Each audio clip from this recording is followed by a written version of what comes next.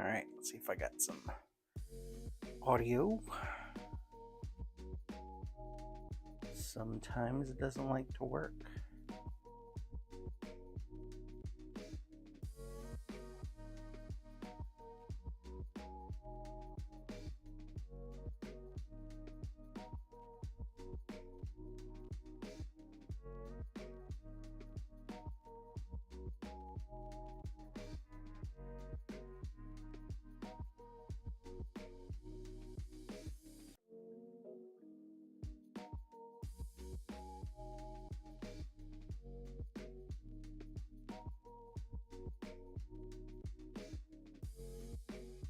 All right, I think we're good. Oh, I'm in the middle of also curing some, my next statue. So I gotta go back to the cure station real quick. Hold on a second. Yeah, the clay face parts look awesome. I'm very excited to put that one together next. But I gotta finish doing them first, so that's what we're gonna attempt to do this weekend. Shouldn't take long. I mean, most of it's gonna be like just gonna finish brush painting this green. Then I'm gonna go in with an airbrush and some wash to kind of put in some shadows. I'll finish the brush paints. There's really not a whole lot. Cape's gonna be all airbrush. What's up, DL? I was just kind of running through my list of things to do. So, but I think most of it's just going to be like, just painting, just pretty straight painting now. It's nothing too technically complex. The rocks are done. I'm really happy with how they turned out. They've got a little bit of nuance in there, a little bit of dirt, a little blue, a little brown. That's pretty nice. All right, with that, gotta finish the plinth, but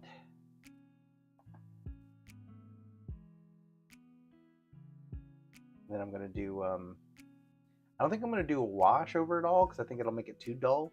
But I'm gonna go in with a panel liner and hit all the texture, like all the little filigree spots and all the lines. So I'm gonna run panel liners through the whole thing. I still haven't decided what I want to do with this mesh, like this chrome mesh under here. I may brush on primer and it'll darken it all down. So it'll still be chromy, but it'll still be metally, but it'll be a darker metal. And that's also what I could do to these spots on his hand here. Because there's a couple there's a little sub layer here where the armor plate is. And then I think I definitely want to go back in and do like a dry brush over the chrome with more chrome, just to brighten everything back up after I put the panel liner on. All right, that's enough talking. Let's get into this. I was using the olive green, I believe. So I think where I decided was olive green's my dark green. I'm going to use this angel green for my like mid-tone green, like primary, and then this green skin for like highlight. But I'm going to brush on olive green on the kilt and on his underparts here, and I'm going to brush on angel green on the vest part. Still don't know what I want to do about the piping.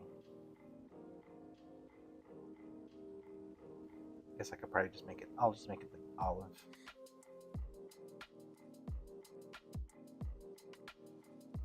Yeah, I don't need to complicate it. I thought about doing it chrome first and then doing the olive on top of it, so it looked like it was like a metal ribbing.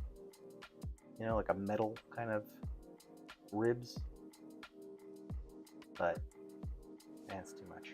Let's do olive.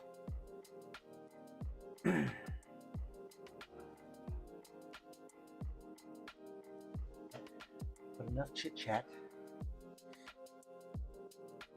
Get into it. On dirty paint cups.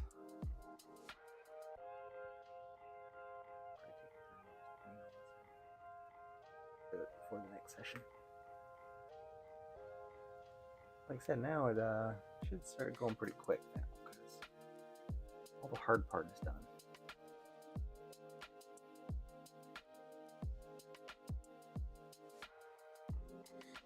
Is this an air? Yeah, that's what I thought.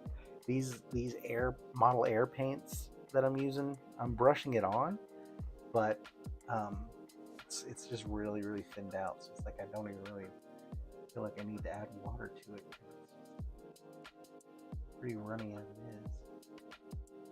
Yeah, I don't think I'm going to. All right, on with the show. More light.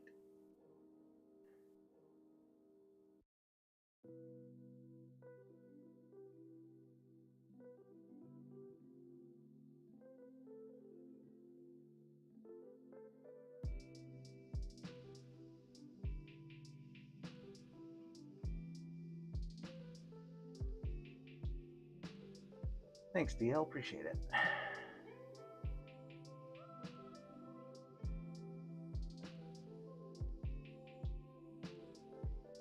It's finally starting to come together. Tell you what, the prep on this statue way harder than the paint.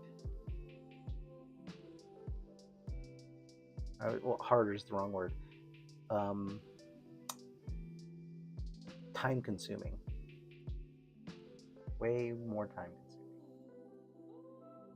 Usually it's the other way around.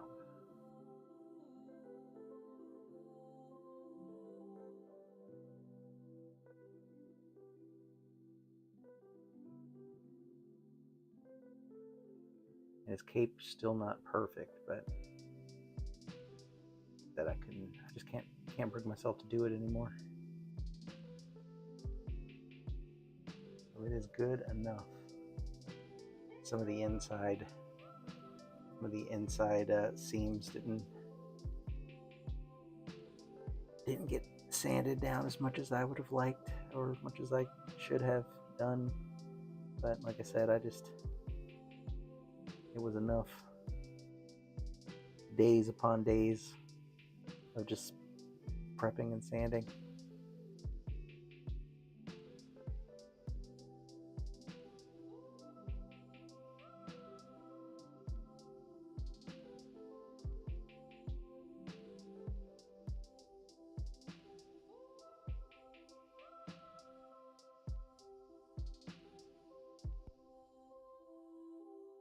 It has convinced me, though. I think I'm gonna upgrade to a even larger printer than what I have now, even larger than the premium.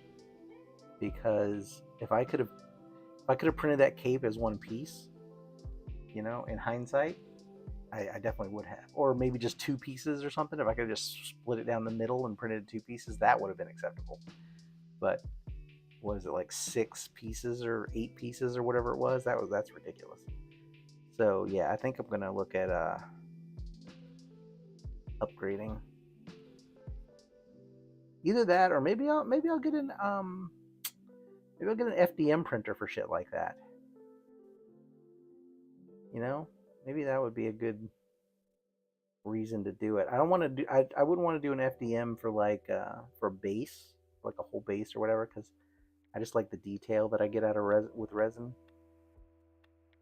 And but for something like a cape, and if the layer height is small enough, and if I can figure out how to not get layer lines, so I'll have to do a lot of research, because that's why I did not like FDM printing. When I actually started with FDM printing, and the layer lines were terrible, and honestly the whole process was terrible. Like I didn't enjoy the process of FDM printing. But it could have just been I had a really crappy printer, or bad experience, or I guess what I'm saying is I think I'm I think I'm open to trying it again.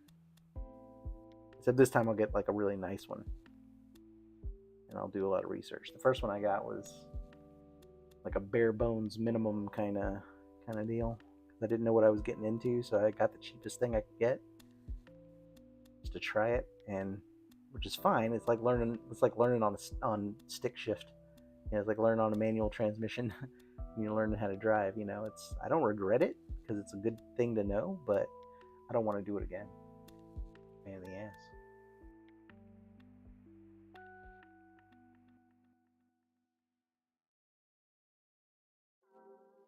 Yeah, that was the part that I didn't like about FDM printing was removing the supports afterwards. Like I cut myself so many times, and ugh. I mean, I know that they're. I mean, like I said, I know now what I did wrong or what I could do better, but I don't know if I want to fool with it. I may just get a really, really big resin printer. Honestly, that sounds like a better idea.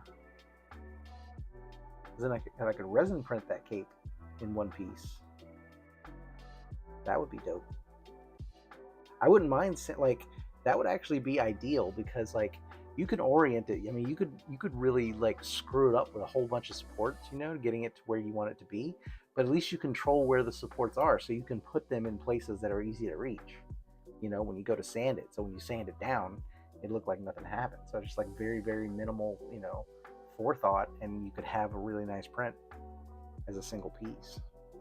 So yeah, I think I might splurge and just get myself a really big ass printer.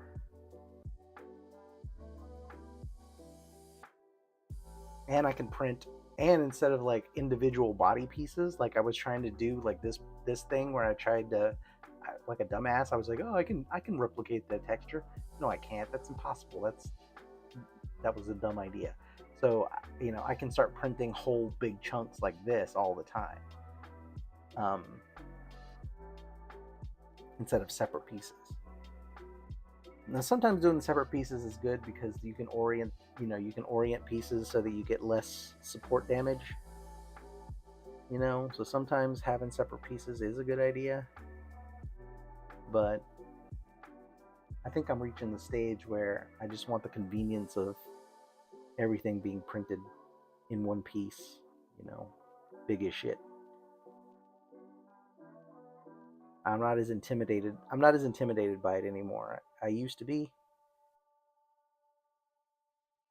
I think I'd be okay with it now.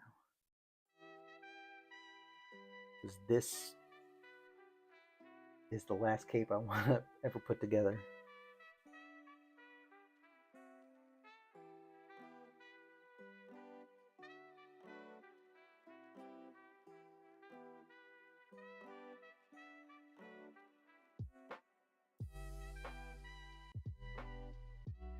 I do enjoy brush painting this.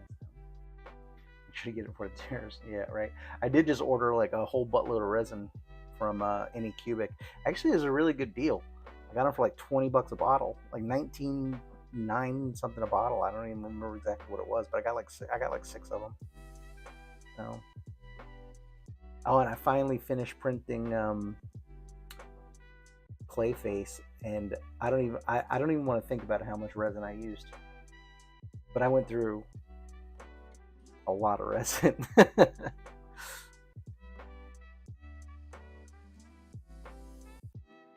The Clayface is gonna be freaking awesome though. I got all I've got one more round of washing and curing to do before I'm done with it because there's so many pieces.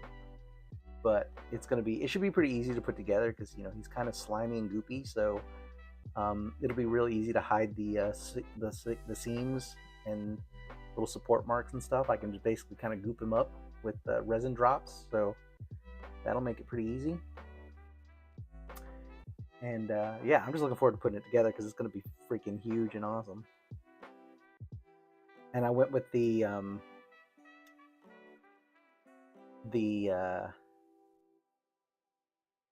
kind of comic booky face. He had 2 head options. One, he was a little more kind of realistic and gruesome. Um, the head I went with was the little more comic book version, or Batman the Animated Series version. I guess is probably more accurate, but I like that design. I'm pretty stoked about it. The little Batman, that's fighting him, he came out perfect. I really hope I calculated right so that it fits inside of my, I got a cabinet where I built around my TV, and I've got some cutouts for quarter scale statues. And so I really hope I calculated the size correctly for Clayface. But it should be awesome. Because the pieces look really good.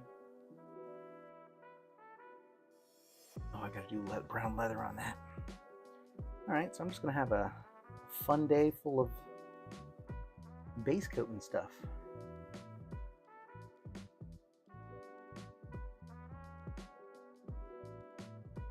I realize I got quite a bit to do here.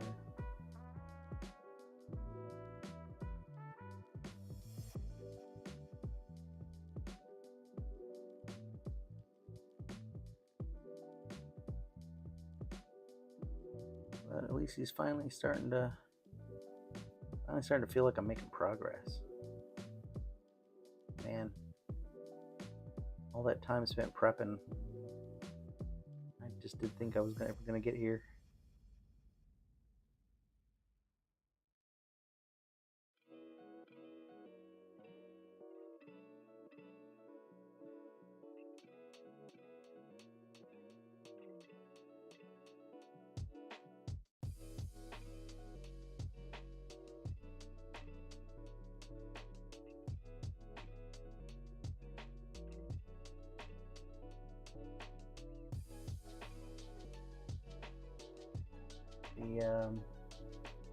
These air paints brush on really nice and smooth.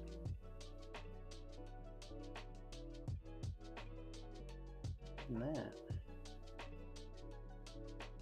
Nice. Feels good.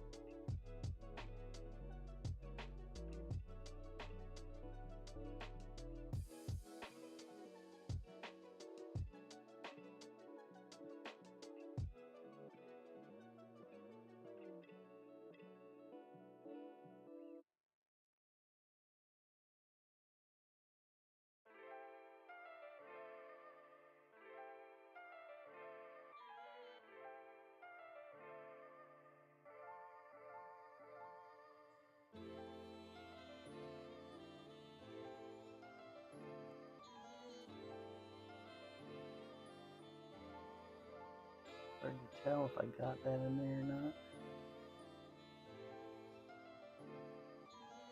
Black and this dark green are so close. I think I did.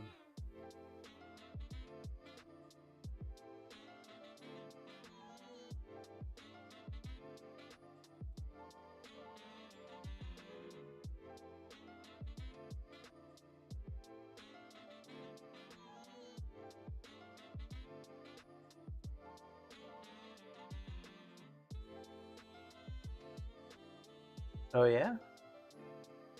Tell me about it.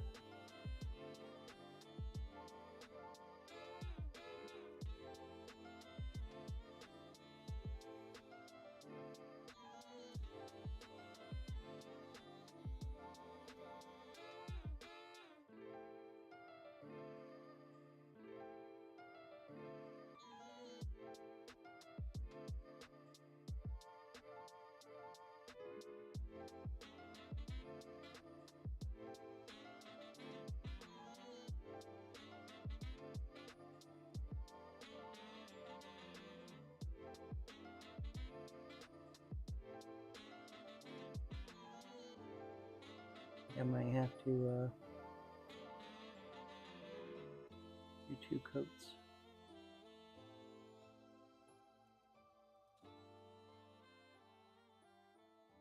Try first.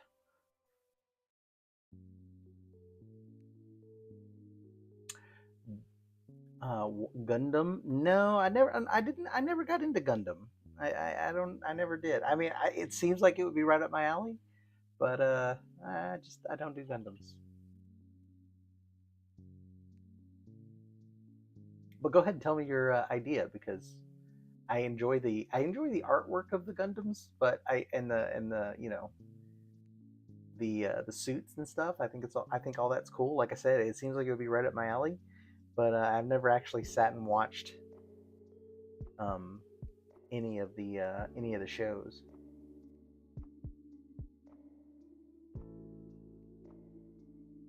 So I might not be able to relate, but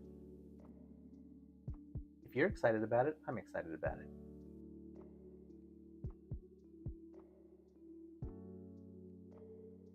The hobby shop that I go to, they sell a lot of Gundam stuff, and they have like a big they have like a I mean it's bigger than a person, but I guess it's quarter scale for a Gundam.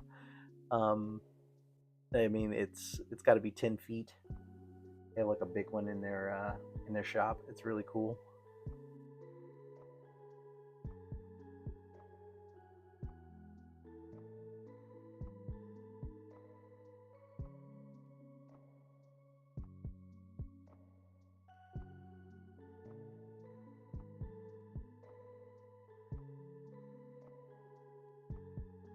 Hold on, I know you typed something. I can't look at it right.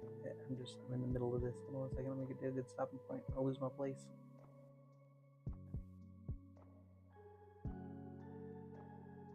Okay.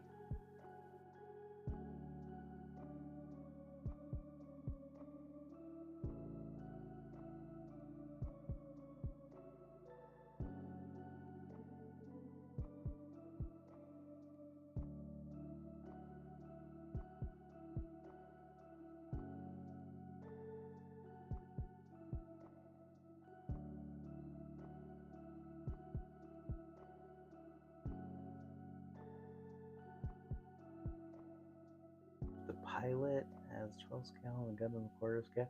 That's a good. That would be cool. That would be an awesome idea.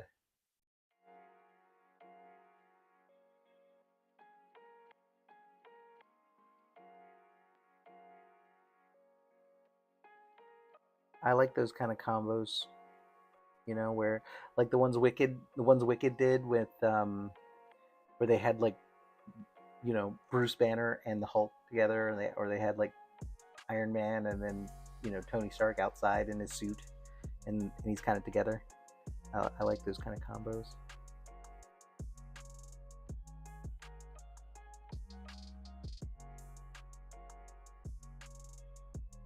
Painting in here, painting this guy's this texture in here, pain in the butt. The texture kind of goes all over the place, so there's not like one angle you can attack it from. I have to jam it in there.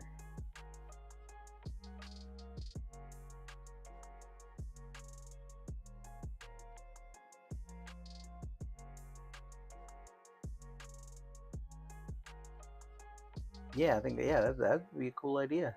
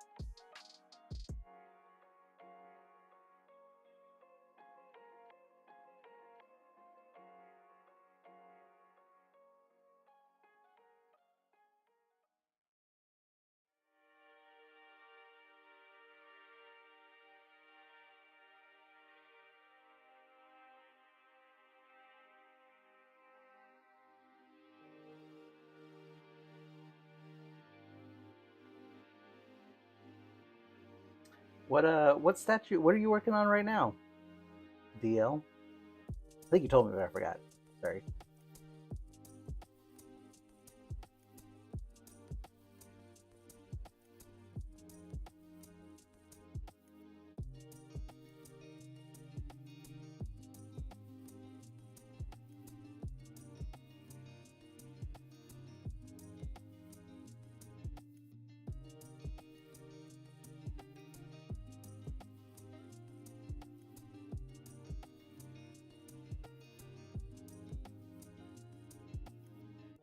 Oh, oh, I meant, I meant statue wise.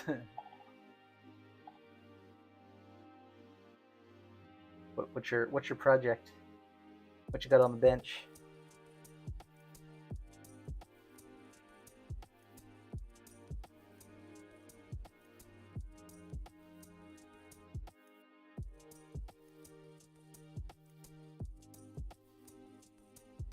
I really want to get this Doctor Doom done this weekend, if at all possible, because like I said, that Clayface is gonna be freaking awesome. So I want to get to that. I want to get to that pretty quick or pretty soon.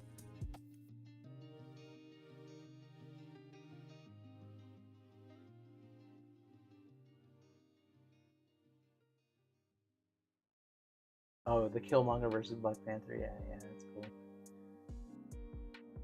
See, I can't do multiple. I can't do multiple projects at the same time. I can't, unless I'm under, unless I'm trying to do statues for gifts or something. Like I'm trying to meet a deadline and I've got several things to be doing. I really like my brain just won't let me work on more than one at a time. At least beyond printing. I can prep and print pieces, but I just don't like having so many pieces laying around unfinished. Like it just does something to my brain. I don't like it. And this the clay face is two. He's like two boxes. Like one, I've got one bin that is basically nothing but his nothing but the base, the tube thing and the sewer or whatever. Then the other bucket is his whole body, and he's huge. Like his head's the size of a tennis ball. Freaking awesome. Oh, I'm at the brick wall right now. Oh yeah, you may have to go to like the source material, like in the movie, and then just kind of follow the model. The models aren't. I will say this: the models aren't exact. Like the costumes, the pattern in the costumes, they're not dead on exact. So you may just have to wing it. I think it's like a copyright thing.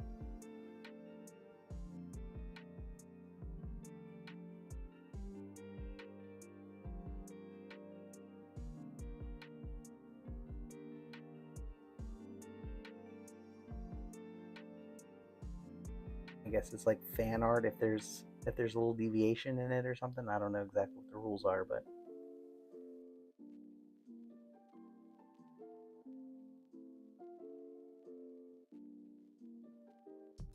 oh, I thought that was paint. A little separator in the thing. I know I didn't chunk that paint up like that.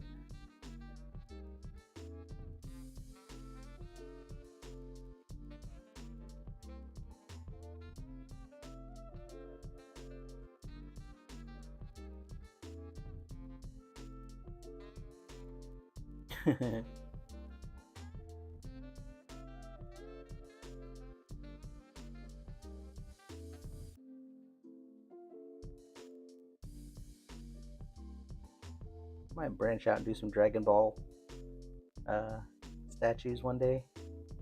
I bet those would be popular.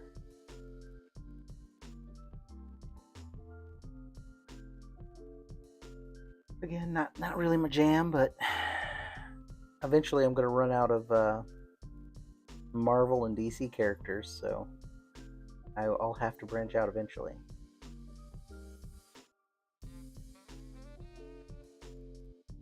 A couple Mortal Kombat characters I want to do.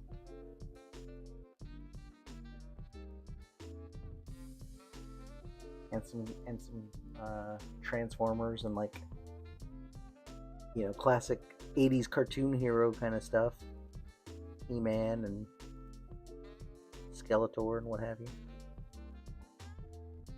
All that nostalgia.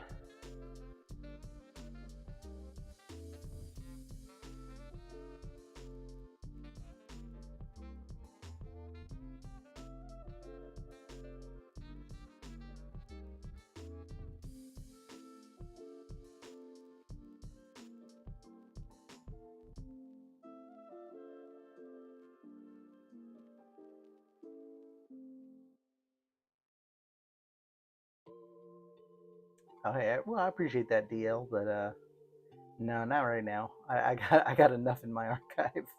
Seriously, I've got like hundreds of statues in my archive that I'm probably not gonna get to, which sucks. But I can't take on it. I can't have anything new.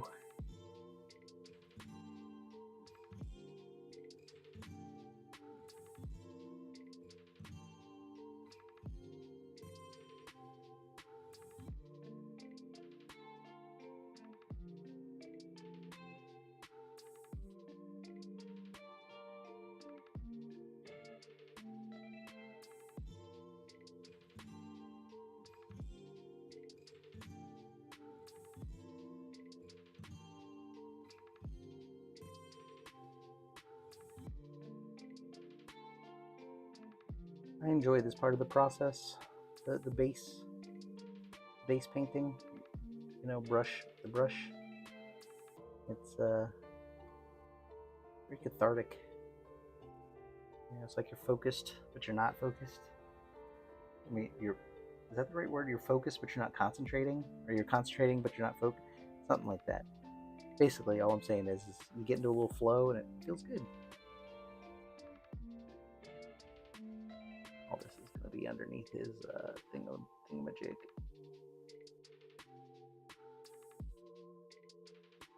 But that's no excuse.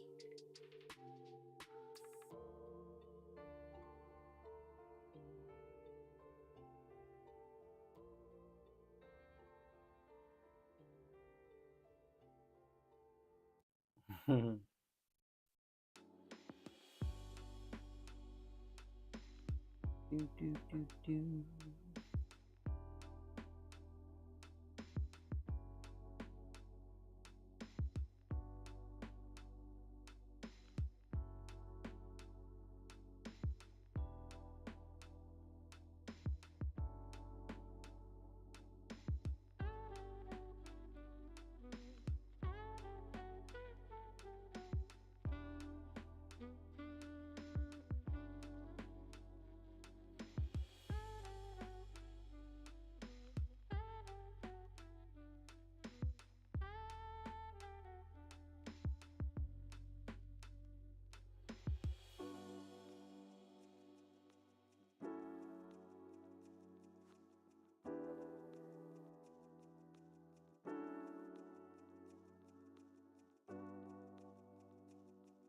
It's just really hard to tell black from gold. I mean, black from green in here.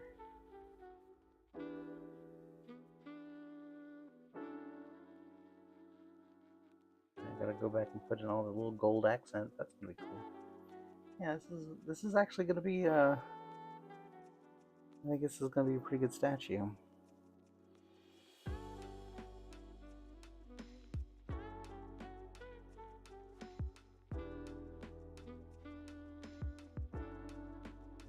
Wasting my time painting this back here, but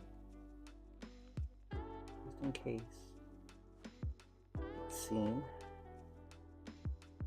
and for my own just OCD here, let's just go ahead and paint all this.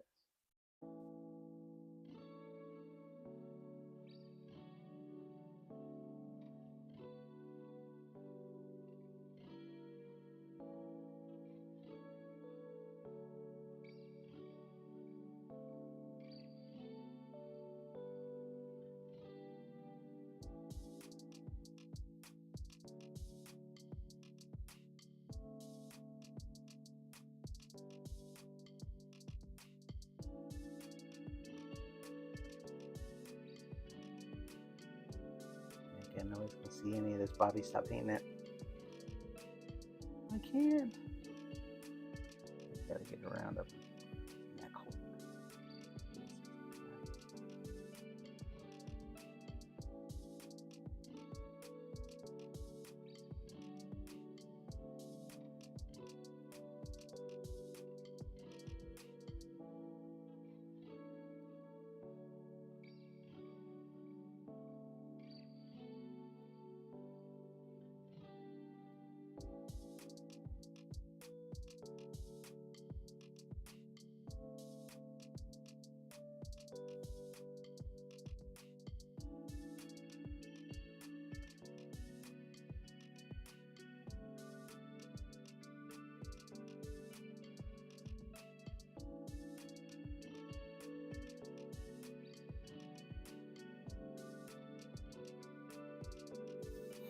All right.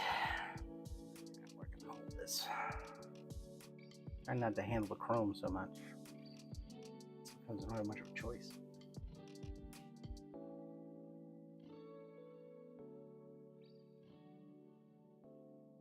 I did put that Vallejo metal varnish on the chrome. It's not bad. It is different than the high gloss varnish or just the glossy varnish. It is slightly different because it's still got a little. It's still it's reflecting more. Like it's reflecting versus just like I don't know. I can't explain the difference. It's like sparkling more than the gloss varnish does. When I just do a high gloss, you get singular kind of. It's more like a slick kind of wet look, but this metal varnish is more textured, kind of. Best way I can describe it. Anyway, there is a difference. So now we know.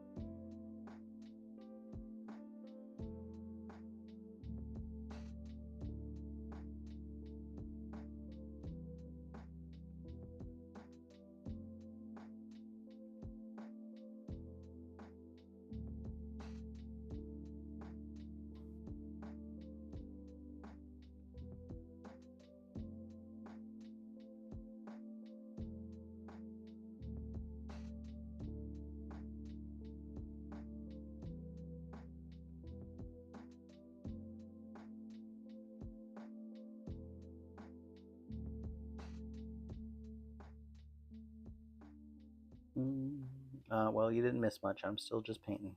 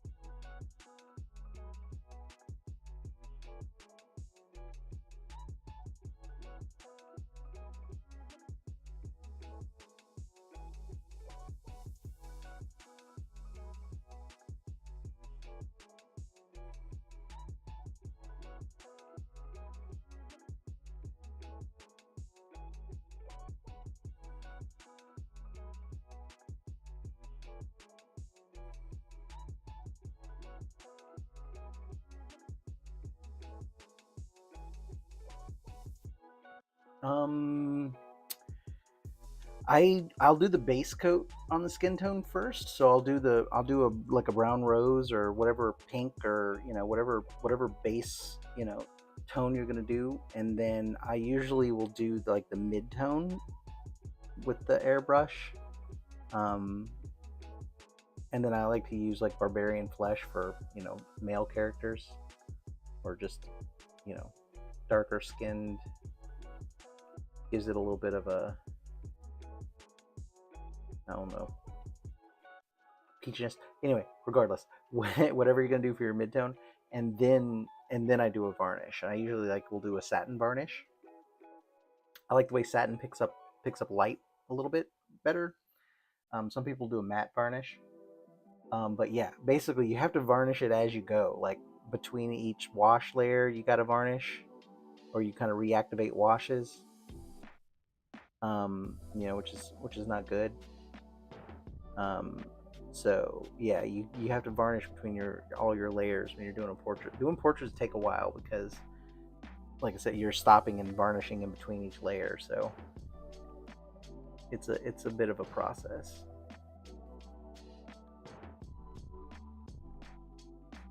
Although after you do it a couple times, I mean, it gets pretty fast.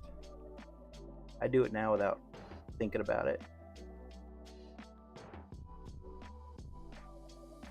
And obviously, you want to use a quick drying varnish. Like Army Painter. Army Painter varnishes dry really fast. Um, the Vallejo primers or the Vallejo varnishes, the premium varnishes, they take a while. Like they're dry after about 20, 30 minutes or so, but they don't fully cure for like 4 hours. So, depending upon what you're doing or what effect you're going for, like the premium varnish is, especially the gloss, I think is a little more obvious. So I like to use the premium varnish when I'm doing a final coat, like a final varnishing, and I can just leave it alone for leave it overnight or whatever.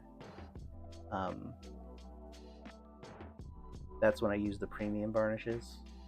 Otherwise, I'm just doing, if I'm just speed painting or just painting and I need something to dry quick, the Army Painter varnishes, I highly recommend.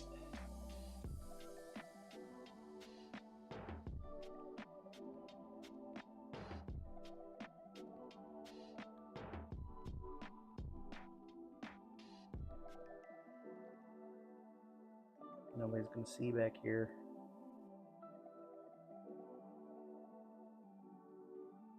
All right, there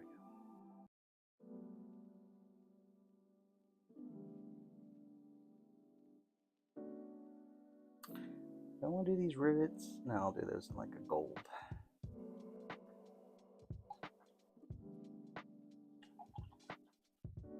Oh, you have rattle can sealers, huh? Or varnishes. Yeah. I mean I mean, I haven't watched his full process, but I think he probably varnishes in between. You got to. I mean, um, like I said, at least after you lay down the base coat, the base tone and the mid tone, um, then seal it before you start doing washes. That's my only tip. And then seal between each layer of wash so you don't reactivate the one previous, you know. And then you should be good.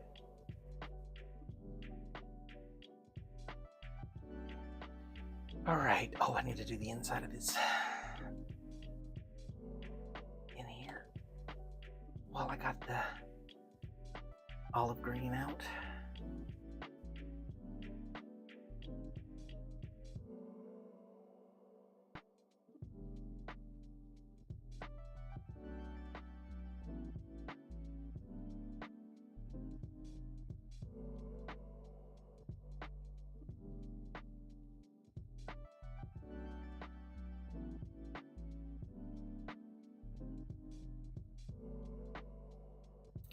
Yeah, doing the washes is tricky because it feels like you're fucking it up. Like when you first put your wash on there, it's like it's gonna feel like, and it's gonna look like you're messing it up, but you're just adding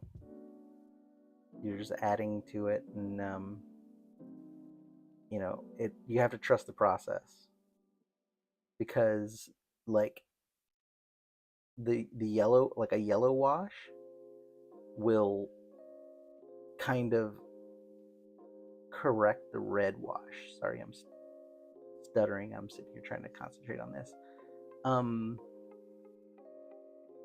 Yeah, so it's like you can go a little crazy with the red wash because you can like tone it back down in spots with the yellow. I mean, it depends on what skin tone you're doing, obviously.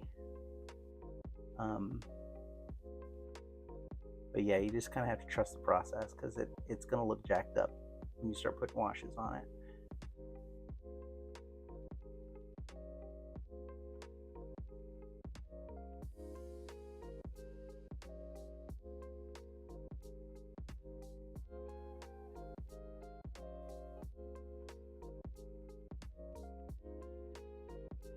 And making sure you sponge it off,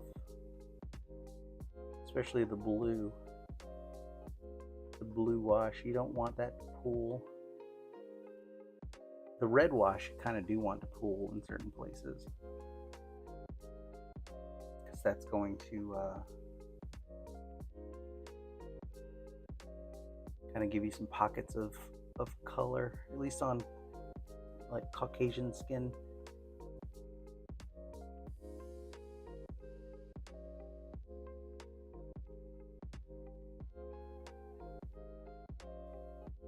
I'm gonna brush paint this whole inside here green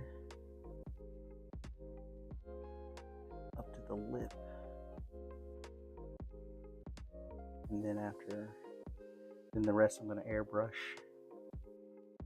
the same green, but I want the hood and the cape to kind of, you know, match some.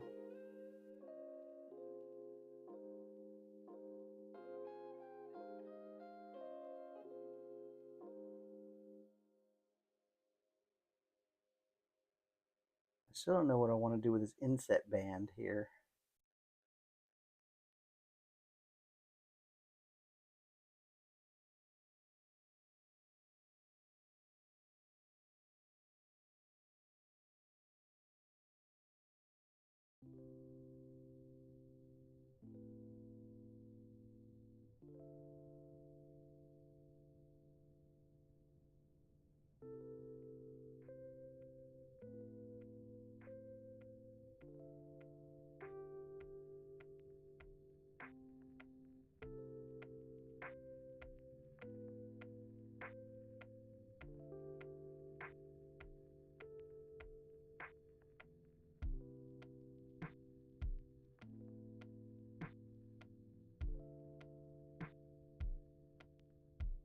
Hey, what's up, Art?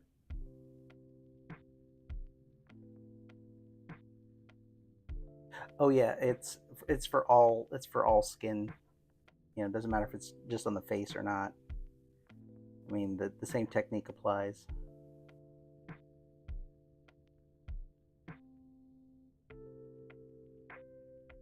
It's when you start getting in variations of like non-traditional skin tones when it gets weird. Like you start doing a green skin tone or a blue skin tone, like for some aliens and junk. That's when it's the same basic principle. You're just shifting all the colors. You know, so like if you're doing like a green skin tone, you want like a reddish or bluish green for a base.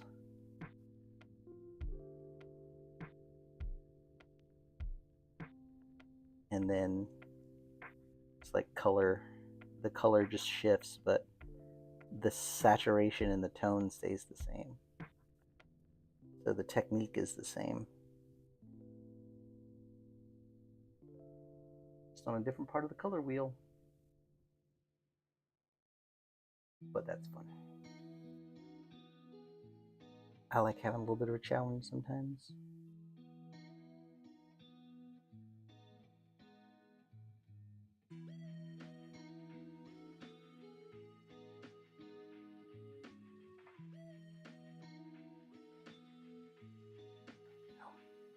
Yeah, I don't know if I want to do that whole inset band there or not. Part of me kind of wants to.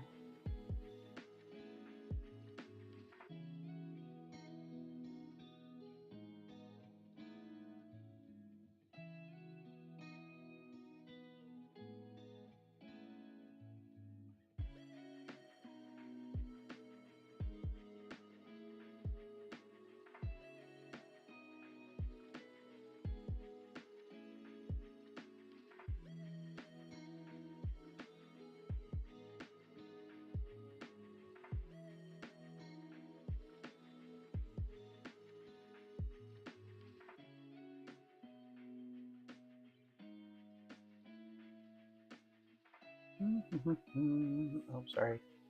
I'm turtling. Bring this over here so you guys can see what I'm doing. I can barely see what I'm doing, so.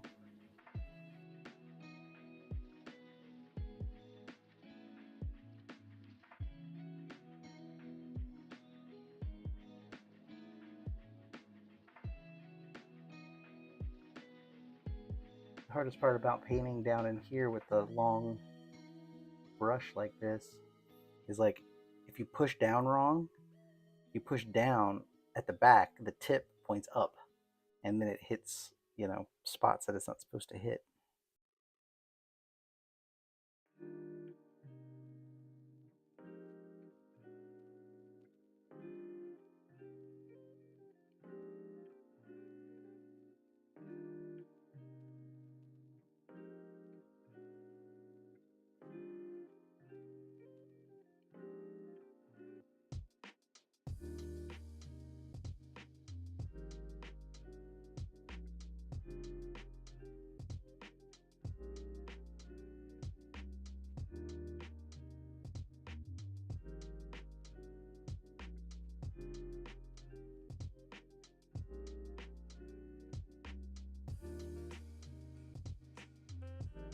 Plenty in there.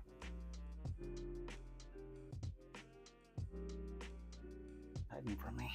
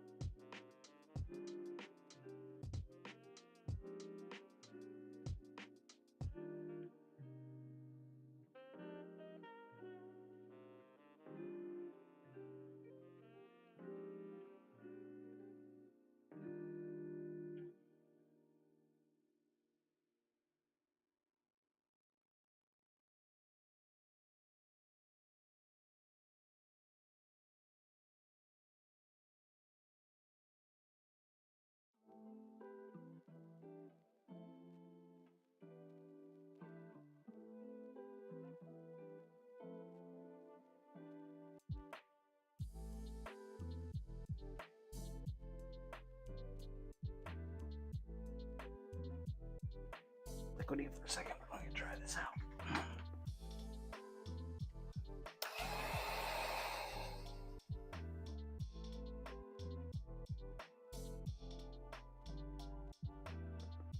Get some water in my brush, I think.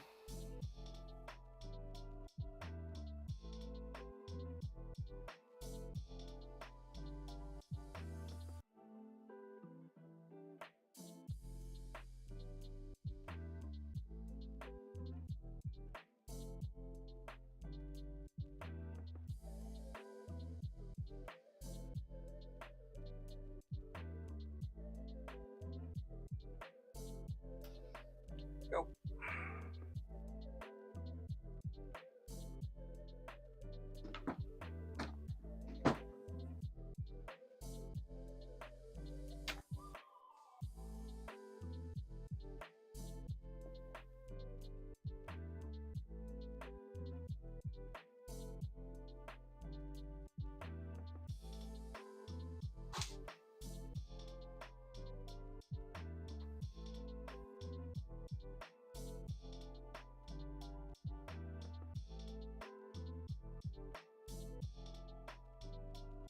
All right, where was I?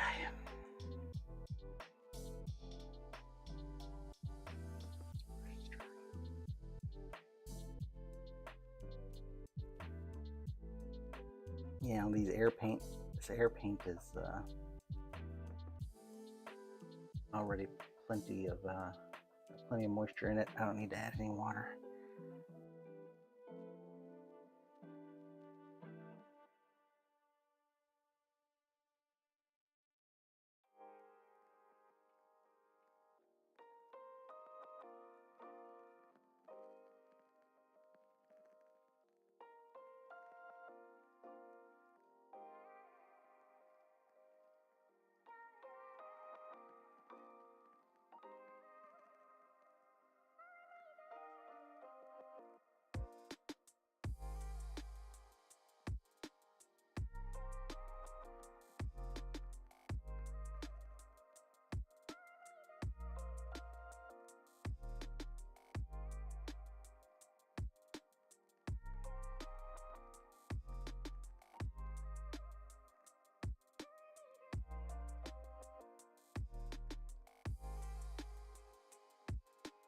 Little ridge on the inside that's making it difficult to get in there.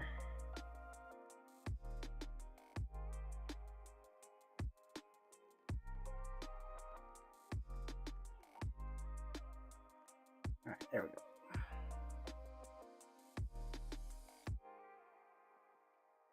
Let's get this little rim here.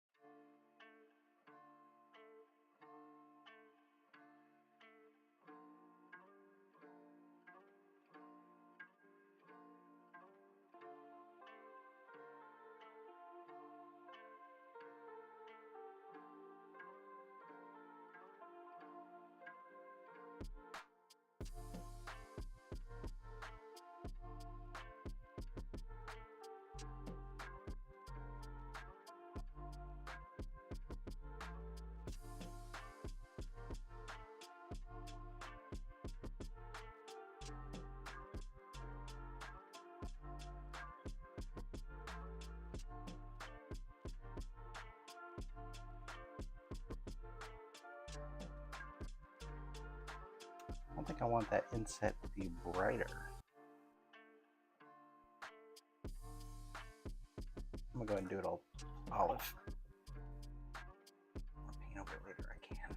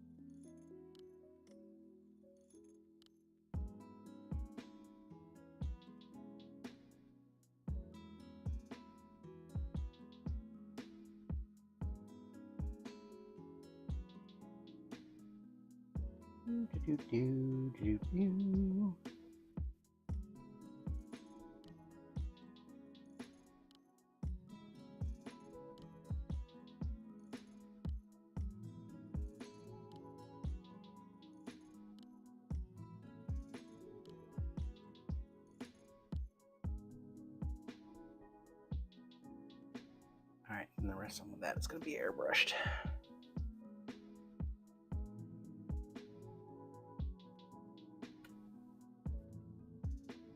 Back to base coating this thing. But now we're going to move on to some Angel Green. Got a little bit left in this bottle.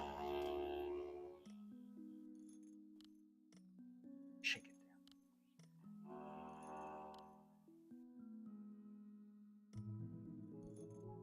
So, bottom of this bottle here. Go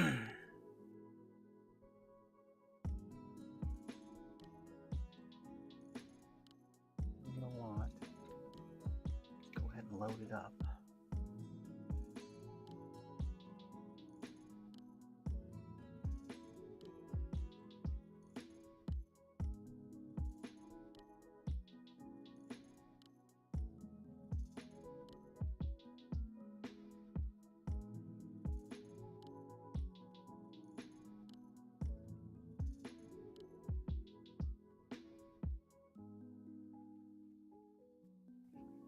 I need a square brush, but this brush is too big. Where are my squares at?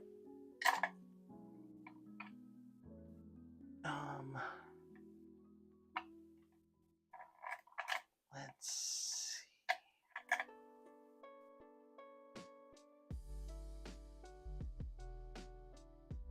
Got some miles on it.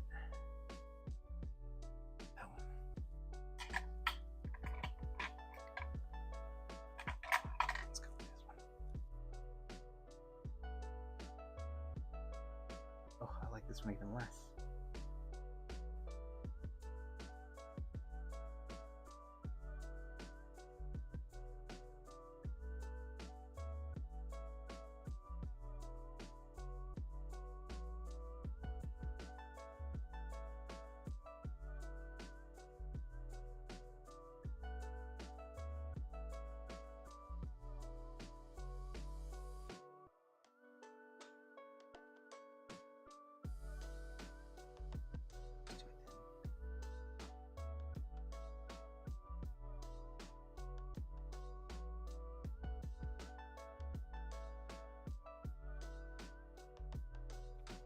This brush is too big. All kinds of problems.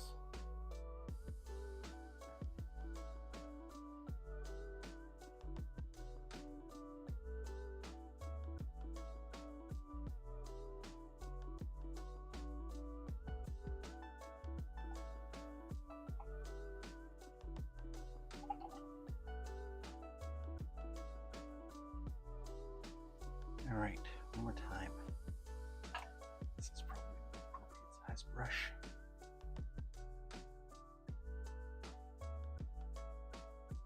Stiff brush. Why are you so stiff, buddy? Junk in you?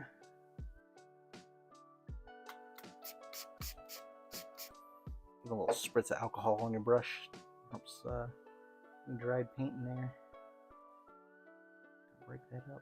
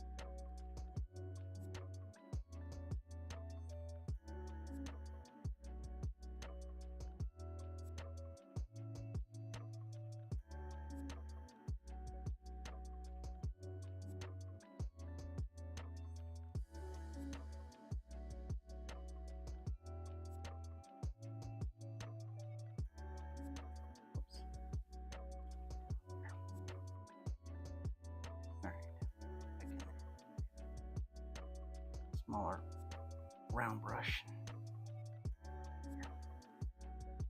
This brush is no bueno for anything other than big base coating here. So I'm gonna stick to what you're good at.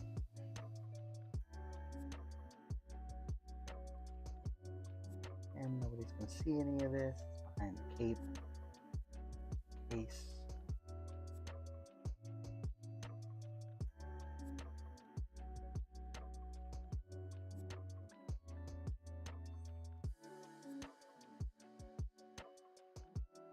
Smaller butts.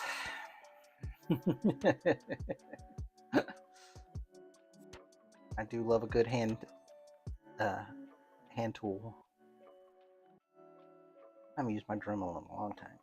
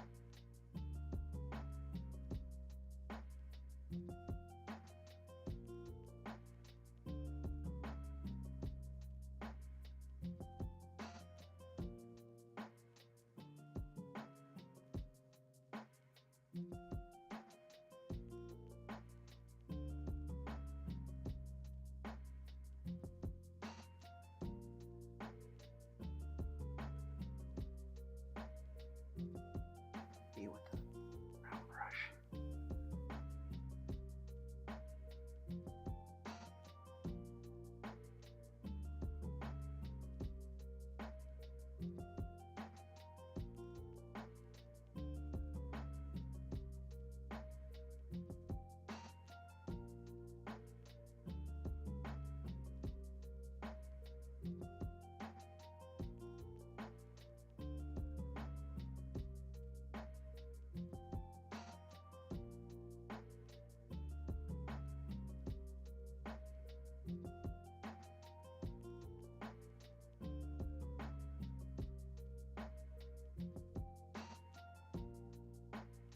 Yeah, tell me about it.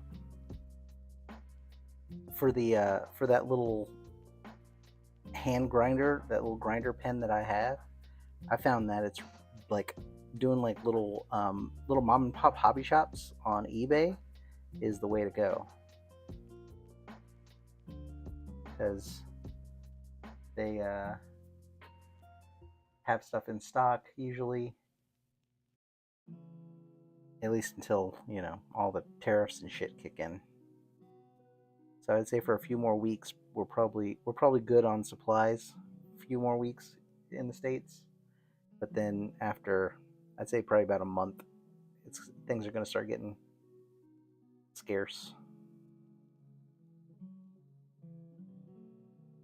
Because a lot of, at least for me, I can say, at least for me, there's a lot of the hobby stuff I buy is Chinese, or, you know, made somewhere outside of the United States. Either Spain, it either comes from Spain, or it comes from, or Germany, or China. Those are where a lot of my supplies come from. So I don't know what's gonna happen. I might have to find some equivalent kind of stuff or something. I have to see, cross that bridge when I get to it, but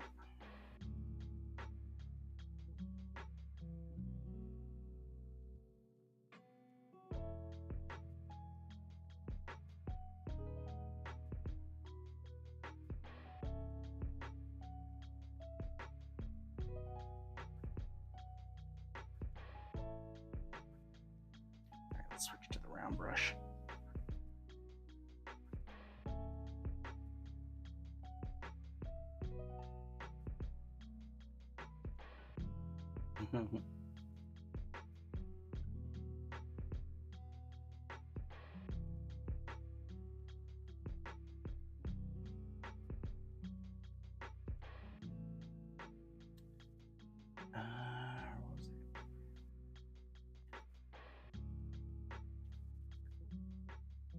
Tractor's kind of in the way. So you guys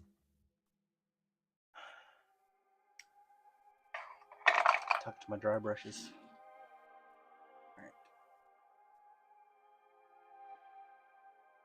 I usually don't like painting so much with this big number 6 here because it's got a nasty hook on the end of it, but it's actually proven to come in handy on this particular model. Getting into tight spaces.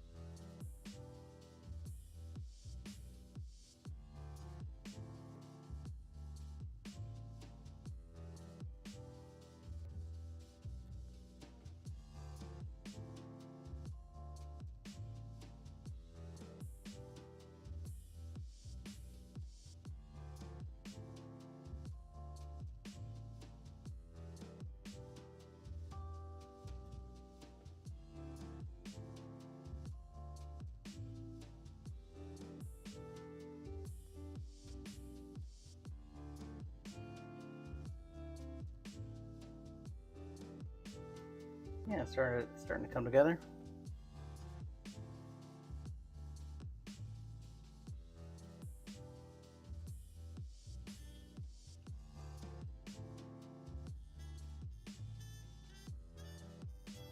Once I start adding some shadows and some weathering and stuff, it's really gonna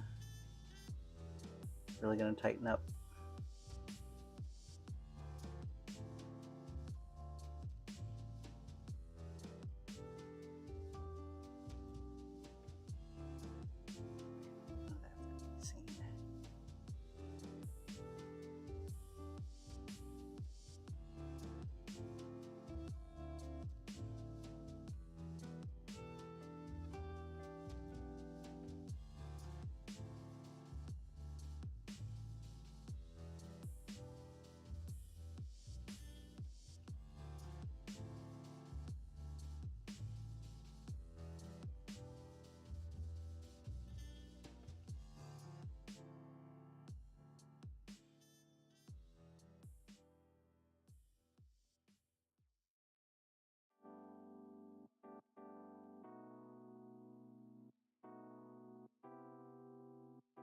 A little bit of a texture jump right here.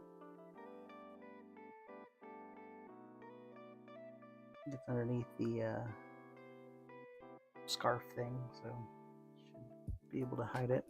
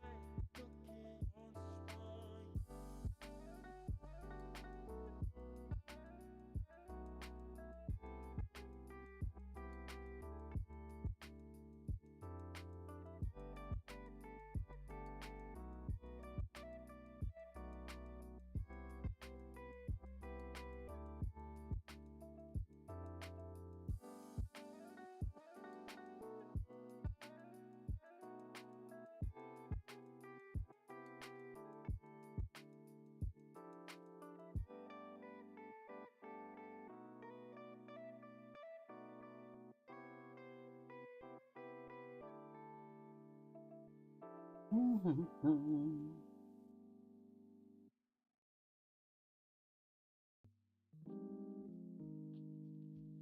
still maintain that this is an excellent way to spend your life credits.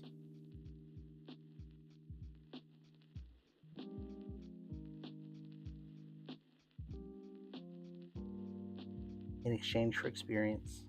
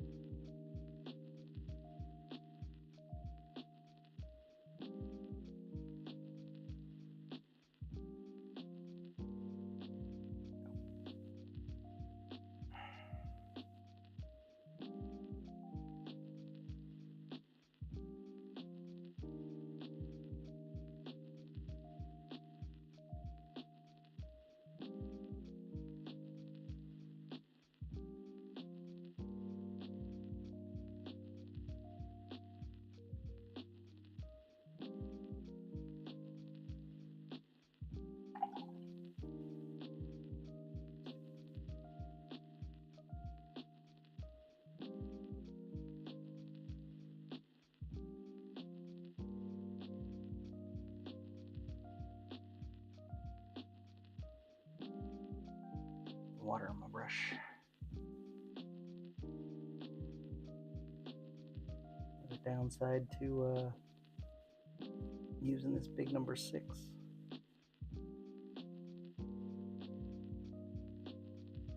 Just drinks everything up.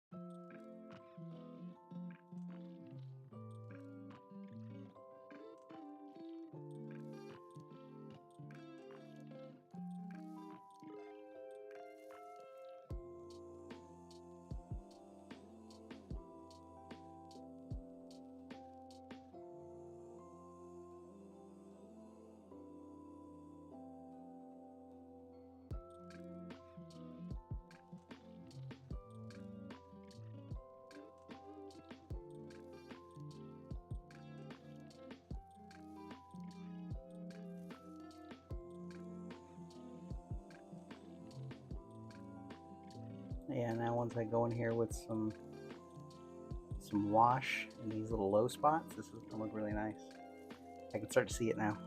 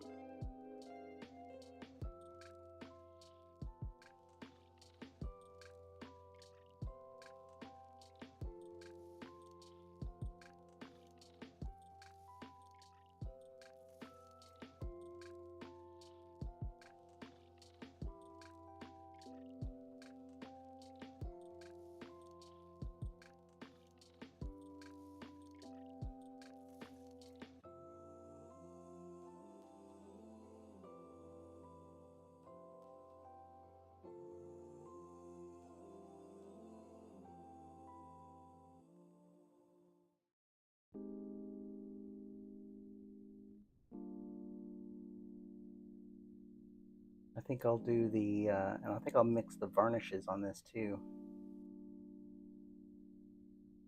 So I think the cape and the hood I'm definitely going to do in a matte a matte varnish, so it has more of a fabric-y, kind of feel to it. And it should help mask some of the imperfections. They'll reflect less light with a matte finish. I'm definitely going to do, like I said, the hood in matte. I think I'm going to do this in the vest and the belt in the satin, and then everything else obviously is metal, like glossy metal.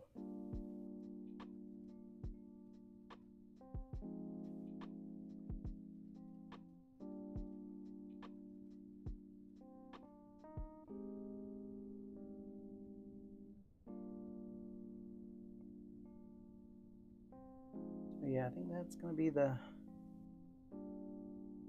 winning combo here.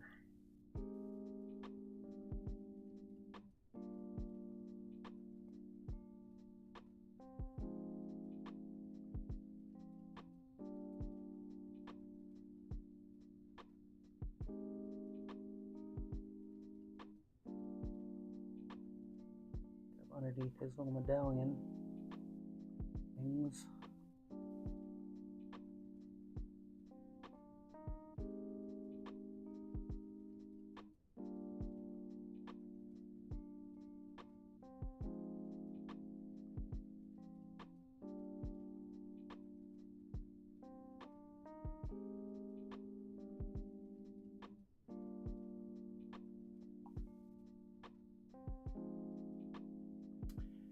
Yes. Well, now there's a difference between a clear gloss and a high gloss. A clear is not going to reflect, like it's going to be kind of neutral. A high gloss, like a metal varnish, is going to give you more shine, a little more reflectivity back. The matte is obviously, no reflectivity. You're going to get very, very small specular highlight back, and then the satin is in the middle. Like, it's going to be a little bit of a shine, it's going to be a little bit reflectivity, but it's not going to be like as much as a gloss. So I just like to use it for skin tones and other little, depending on the material, like leather and stuff. I want those to reflect a little bit of light. I don't know. I think matte finish on skin looks a little dead, a little pasty or something. Something's wrong. Something's missing. Because I mean, skin has oil, and oil is reflective, right? It's gonna kick back some light. So that's my thought process on satin for skin tones. I use satin for rocks too, for the same reason. Just because that little bit of light that it throws back catches the little edges and the highlights. It helps separate the rocks a little bit. Yeah. So that's basically it. That's my TED talk on varnishes.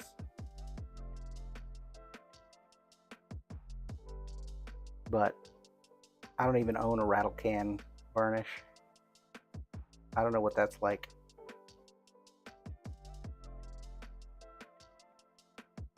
So I can't help you there. I assume it's the same principle, but like with the different varnishes available in a can, but I don't think you have as much control over it with the airbrush. We're just brushing it on, like this has already been varnished, like with the metal varnish. So I'm not going to go and spray, my other varnishes on top of that. I'll just brush. I'll do a brush application of the varnishes, and the brush application of the varnishes kind of accentuates their natural, reflectivity. When you brush it on, it really gets in there, and you see the impact more, especially with the premium varnishes on the gloss and stuff. Like, it will look really wet. Like, if you really, really want it to look, wet. So you kind of have to be careful with it, because when it comes out on an airbrush coat, it's more even, but it's not as pronounced.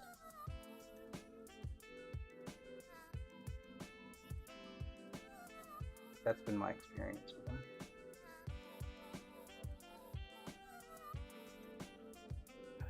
About this little corner.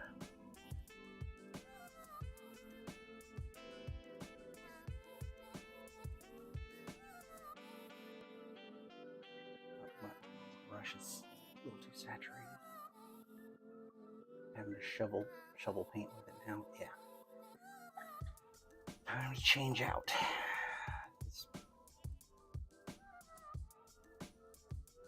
Sometimes brushes get a little super saturated and start doing funky things. I should probably switch to something smaller. Let's try this 4.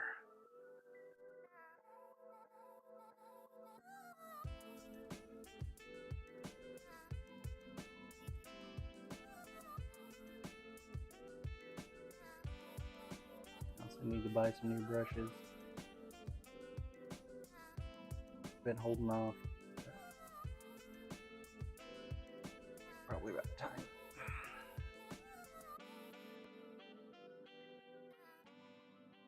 I'm really bad on my brushes too. I admit, I know that. I need to be a better brush owner.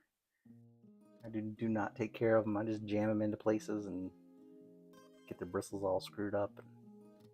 They never go back. They never come back to shape. Or I'll leave paint in them sometimes overnight. I try to clean them out, but sometimes shit happens.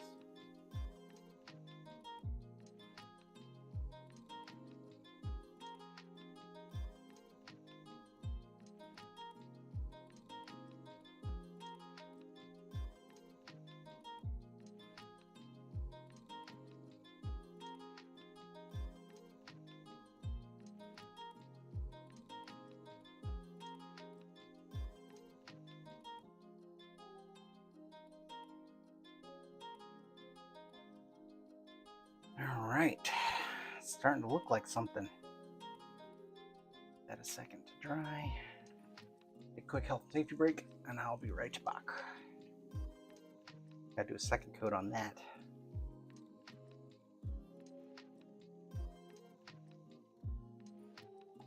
Here.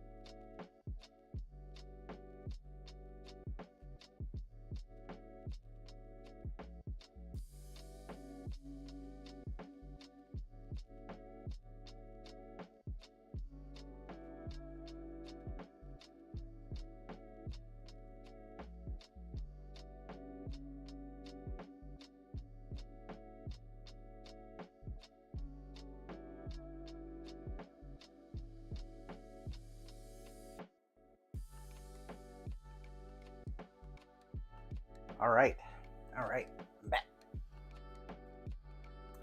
Definitely need the second coat. I can see the spots coming through, but it's okay. I got you, buddy.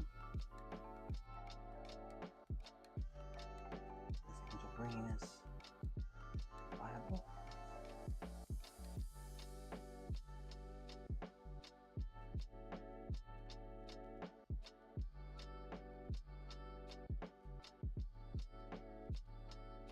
So I should probably go at a different angle. Up. He's got all these little nibs in his vest here. So when I went in one direction, like cast a shadow in the other direction. And pick those back up again.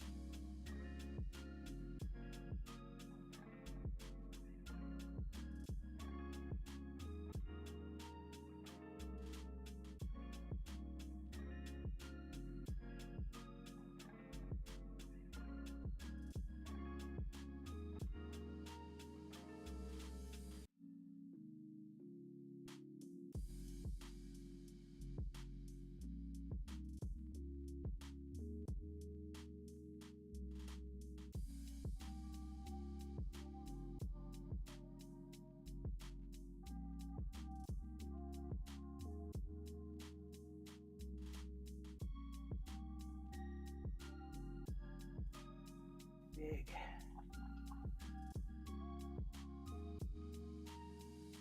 Right size brush for the job.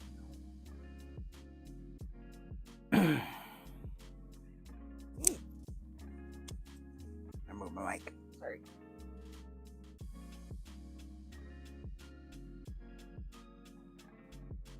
Ooh, I tell you what, I'm glad that week is over. Good thing is I really didn't have that much to do. So, just felt like it just dragged. Just dragged on and on and on. That week took a month.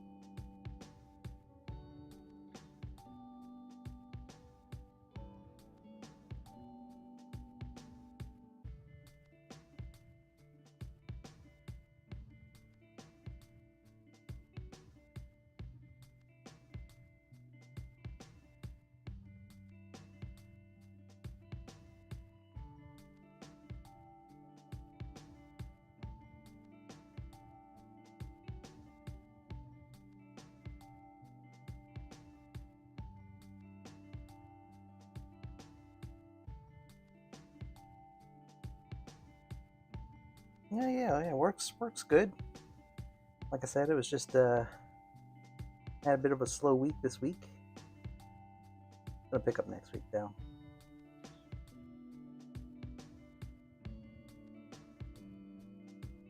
So like I said, it was just a little slow this week, but it was not bad. Kind of boring.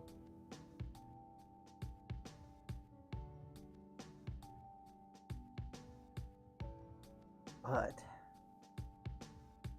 I'll take a boring week over a stupid busy week any day, any week.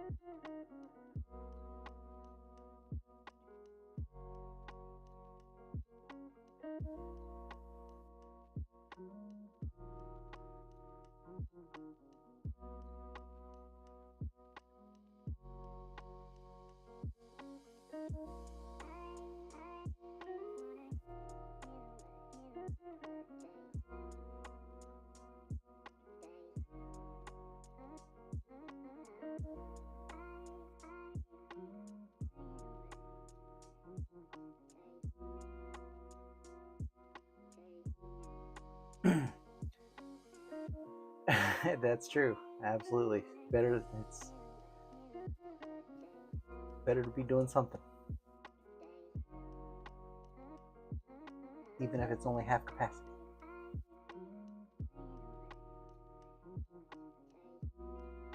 Have you seen Thunderbolts? I don't want to spoil it for anybody, but I would like to talk about it.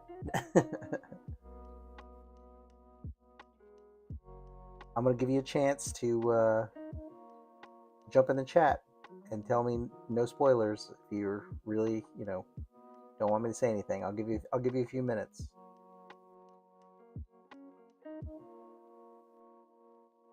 I don't know if there's anybody else in here besides just me and DL anyway. I haven't even looked.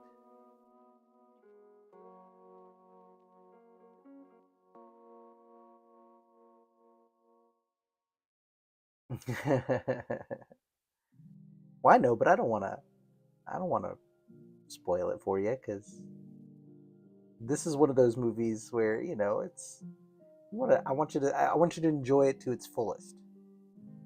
So.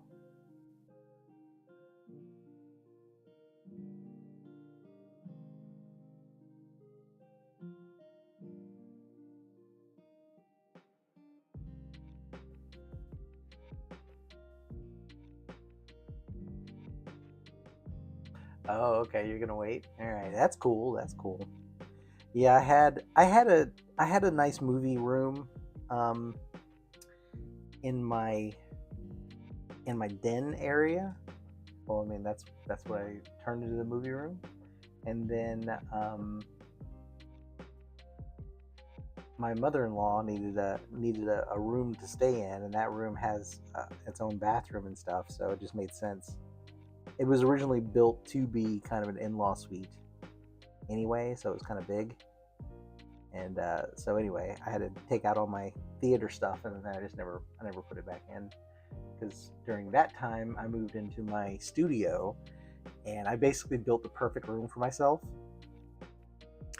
and I never leave. So I got my own little TV in here and stuff. It's not a big theater, but I'm trying to get away from watching so much TV and stuff. When I'm at home anyway, I enjoy the movie experience way more. So I try to, you know, I'm trying to I'm trying to detox and get away from screens so much. Because I mean, I just go from my computer screen to my TV screen to my phone screen, back and forth, and it's just ridiculous. So, anyway, I'm trying to disengage, and part of that is by not having a big ass theater to myself. But I definitely would love to have it. I loved having it when I had it because um, I'm a huge movie buff. Like I love movies. Movies were always my thing. Even when I was a kid, and yeah, I grew up super poor, but fucking, what was it? It was because I mean cable TV was coming out, and their cable TV was out, and they had just movies all the time, especially like late at night on like USA and things like that. Um, so yeah, I mean, I just grew up just watching movies, and I just love them. Still do, still do. So anyway, yeah, I built this Superman cave. I got my statue stuff. I've got my paint studio. I've got my office where I work, my work stuff. I got a little lounge area, a little couch and stuff. I'm telling you, I got it set up right, and so yeah, now I just don't leave. Like seriously. 80, yeah, a solid, I would say a solid 75 to 80% of my day is in this room on any given day of the week or weekend.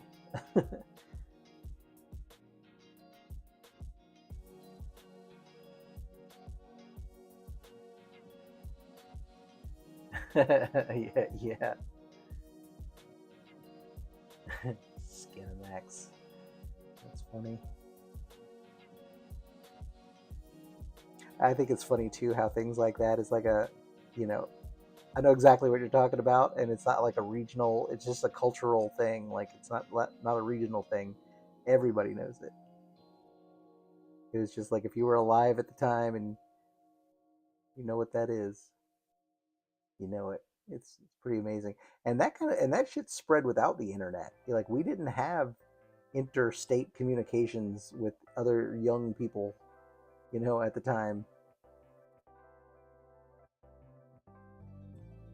So that shit's pretty amazing.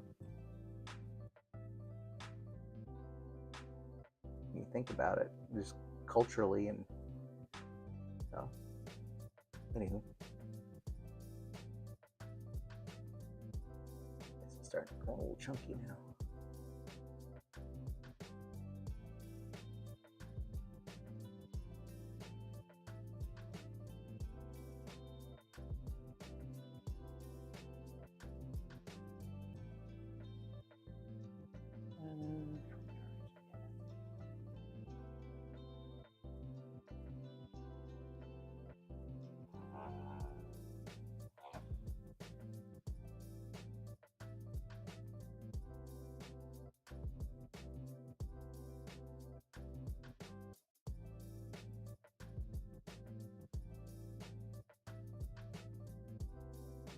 Um, oh no, put the wrong one in there. Dang it.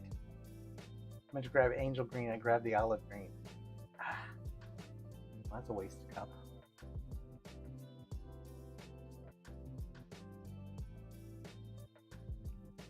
Oh well. Ain't no thing. Just some paint.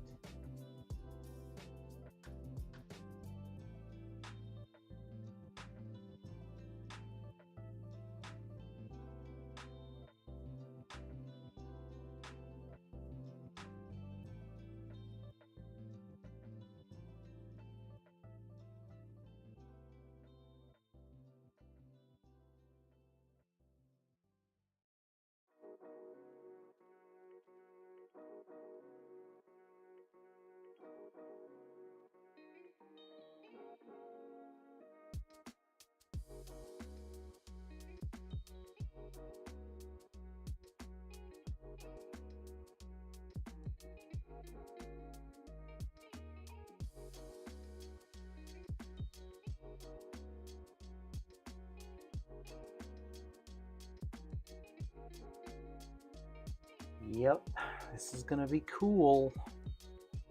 Oh god, I'm just looking at the armor. It's gonna be so much panel liner. Sweet, sweet baby Jesus, what did I do to myself? It's gonna be awesome though. I can't wait. Actually, I should just save time. I should just wash over the whole thing, let it settle, and then go back in with a dry brush to brighten the chrome back up. That would be the smart thing to do. But I'm afraid it's going to look too muddy, and I really want his chrome to stay nice and clean. So I'm going to stick with the panel liner idea.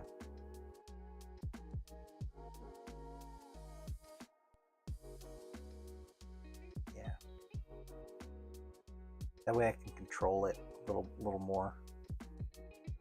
Because wash, like if you don't do washes properly, like if you don't do them, like it's really easy for a wash to get patchy.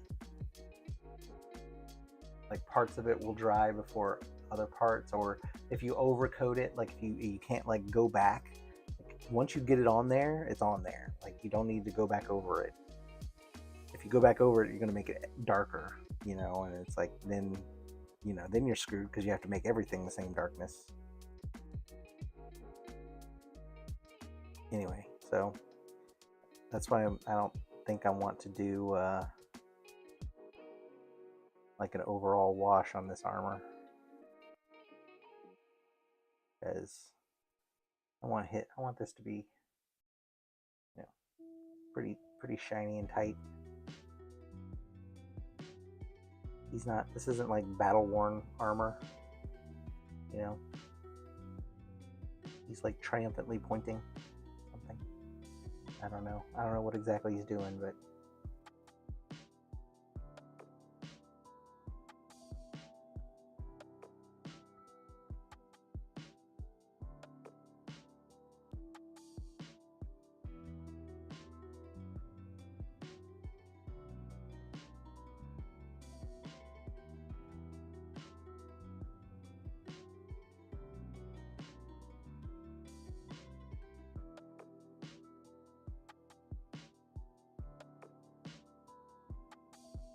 all right. The olive against this, the olive piping was a good idea. I'm glad I did that. It just adds a little something.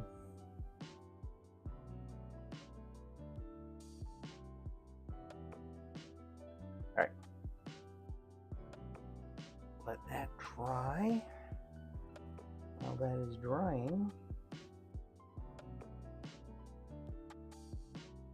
we're gonna base coat the belt.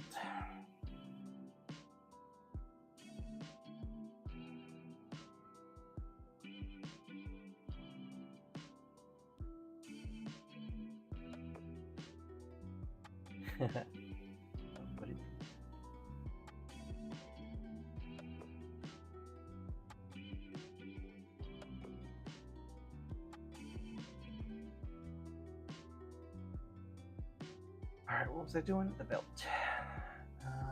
Leather brown. I'm gonna go leather brown now.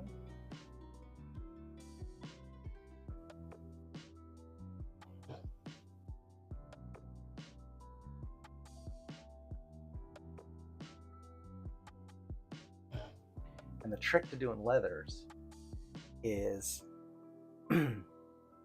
after you do the base coat of leather brown, then go in with and then let it dry, of course, and then give it a good wash, black wash. Really, really get in there with it. Let it be dark, and then go back over and dry brush it again with the leather.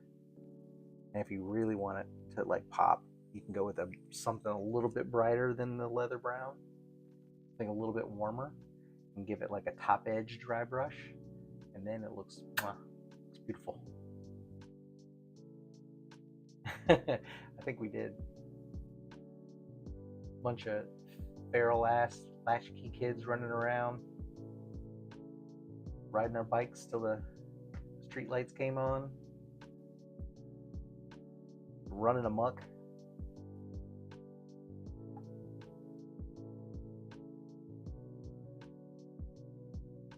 Seriously, I think I saw my dad like 3 times a month, maybe. Pass each other.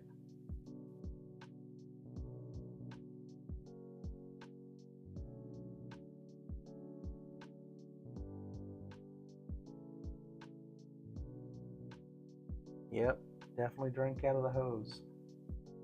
Definitely drink that hose water.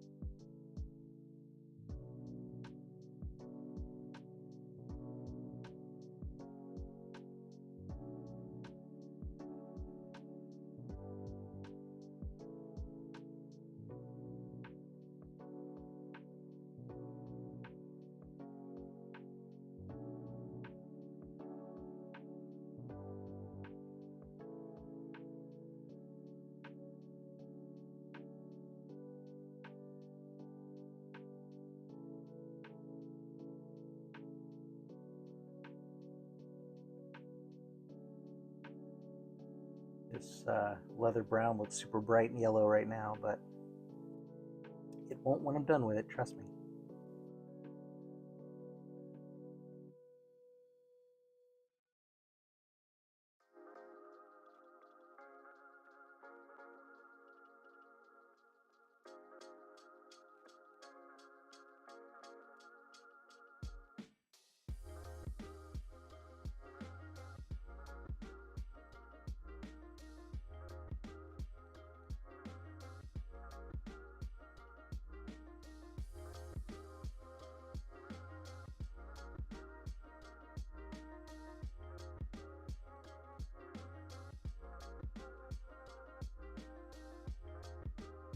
Can't decide if it's going to make enough of a difference to paint these buckles and stuff on his belt, if to paint those as a brass kind of color or bronze versus a gold, because these are going to be like bright gold. I think I may use like a toned down, and then the ropes are not going to be gold. They're going to be like a yellow brown, like a yellow ropey color, as best I can describe it. But then he's got buckles and these little things here, and I don't know if I want to make those gold as well or a different color, bronze, gold. You know, there's not a whole lot going on with this statue. I mean, pretty much mostly, you know, he's like 90% chrome. So I think I might mix it up, but I just don't know if it's going to be noticeable.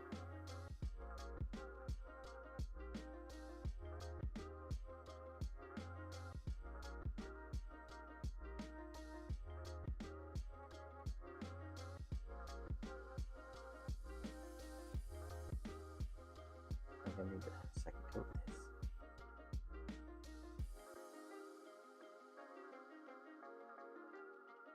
Nice little back holes.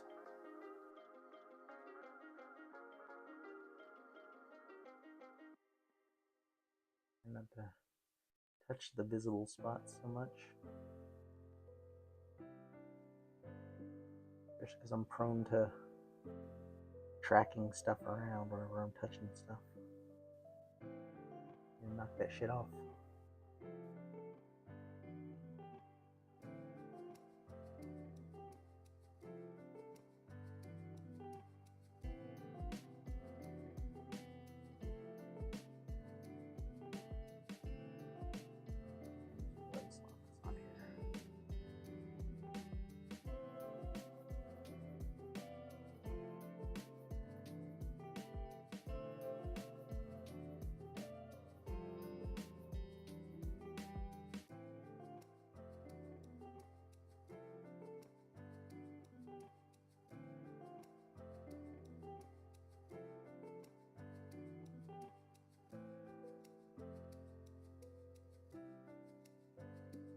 Would doing it like this take away from the chrome looks? I don't understand your question, DL. Try me again.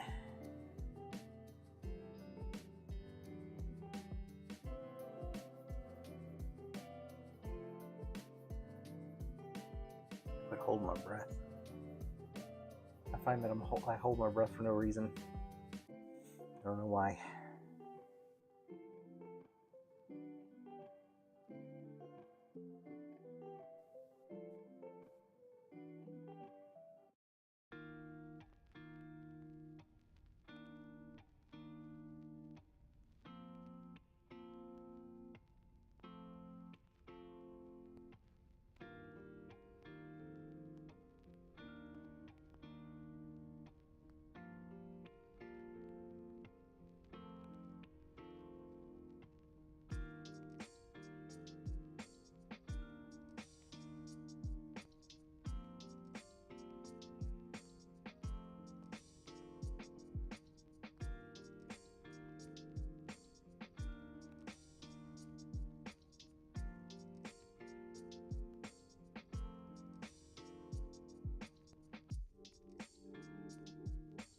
Oh, the panel liner? Is that what you mean?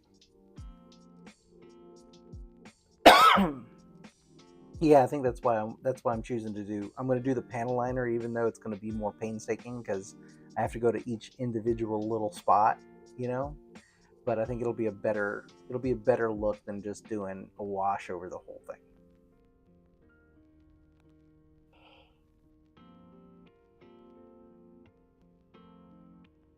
Painting the pouch take away from. Oh, I see what you're saying. I don't think so. I think it'll just help break up the green and it'll just help break up the colors and give it a little something a little extra interesting. A little deviation. I don't think it'll take away from it,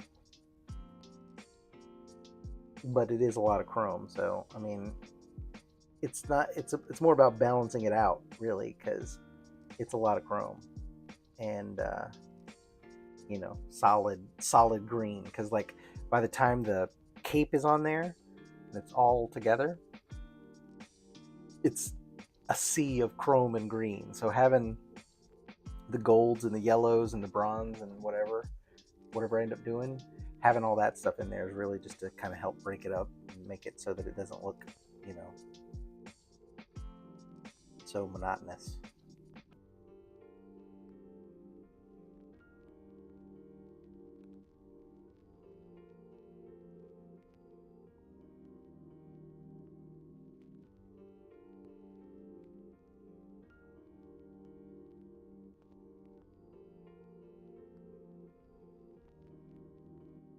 And then for the ropes, I'll do like a sand or some kind of a brownish yellow color, and then do like an umber wash or like a brown wash to get the down in the you know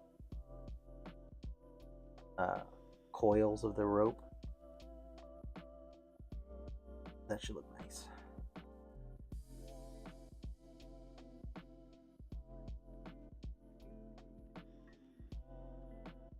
Black would be too much. They would be too dirty. They would look wrong.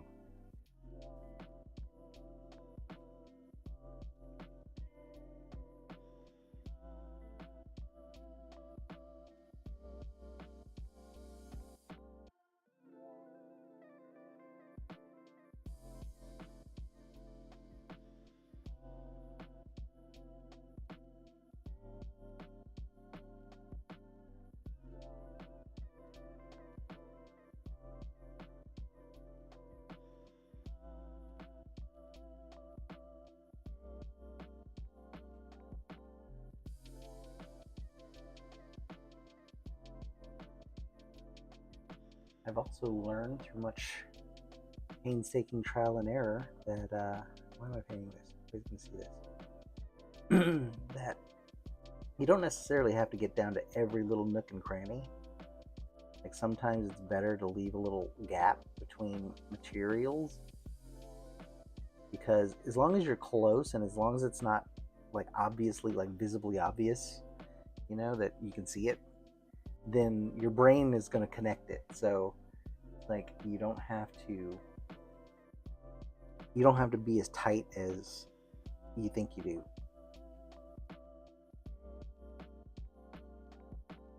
Especially because,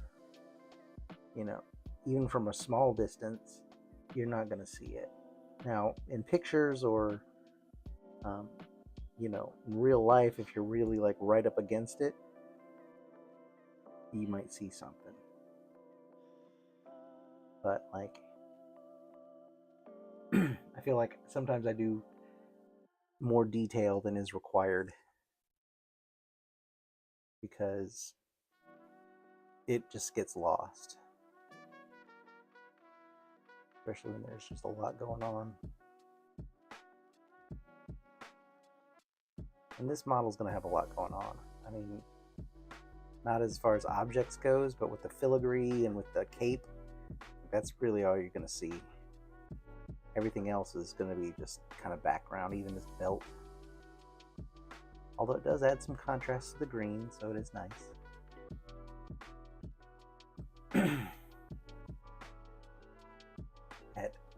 Oh yeah. Oh, let me know how that goes. Printing at that layer height, because I feel like that's gonna take it's going to make everything take twice as long. But if it yields a higher quality, then I mean, that's worth it. So yeah, let me know how that goes.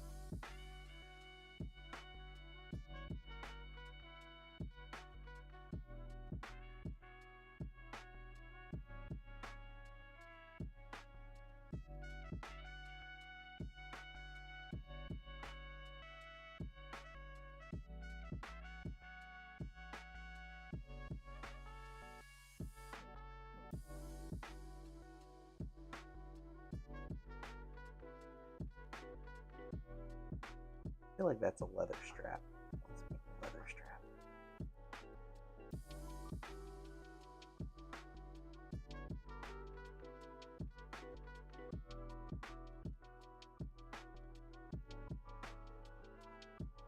Oh, I had a little misprint right here. I just now noticed it.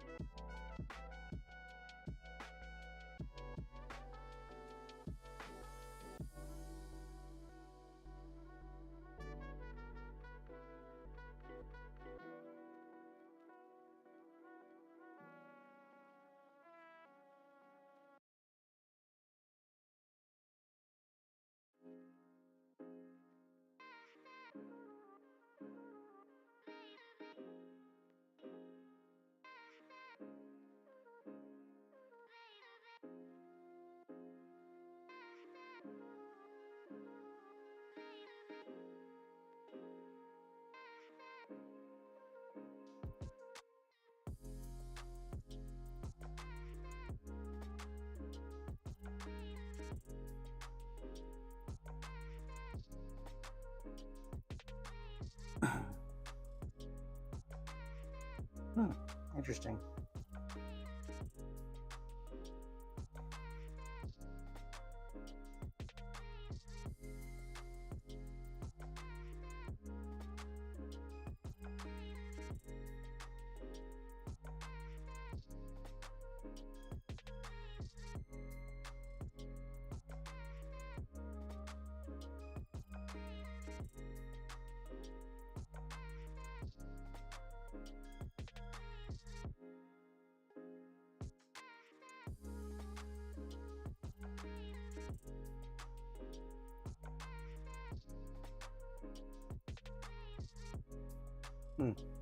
Well, I mean, even at 0.5, you shouldn't be seeing layer lines though. Or wait, are you talking about an FDM print, or are you talking about a resin print? I thought you were talking about a resin print. Because I mean, this is printed at 0.5, and there's no lines. But yeah, send me.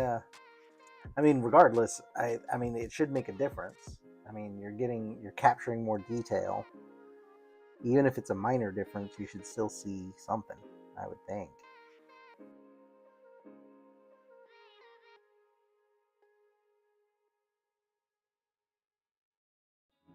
But also, I feel like it gets to the point where it's like, this is crazy. Like, how much more detail do you need? Like, how much more fidelity do you is it really beneficial? Like, is it worth paying for? You know. Now, I mean, I did see a difference going from a 4K to an 8K printer. I mean, that was no joke. But that's more about size and resolution, not necessarily the physical line height of, stuff. And how much variance is there between, 0.25 millimeters worth of, material? Like, how much are you really getting? I guess is my question.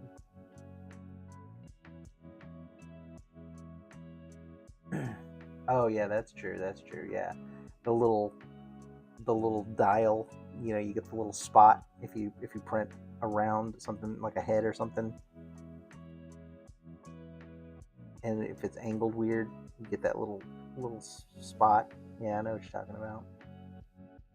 That would be beneficial.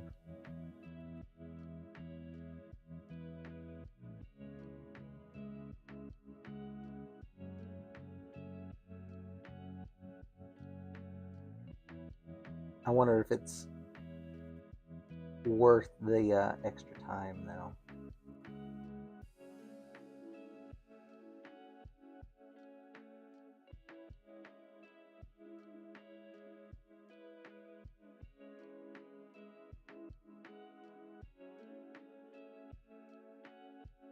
That to me would always be the thing. Is like, is the exchange worth it? You know? I'm interested to hear your opinion whenever you take it for a spin. Doing the fucking around and finding out.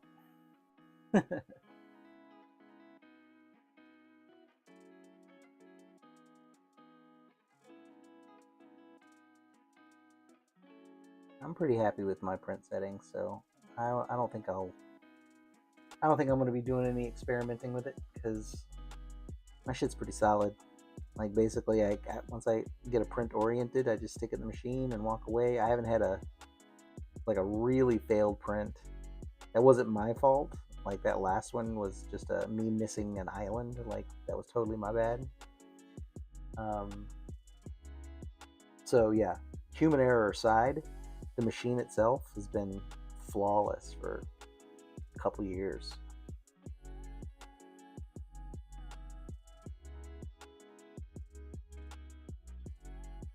That's why I hate hearing like I'm still part of some like beginner resin groups on Facebook and stuff, and I hate hearing people having problems with their printers.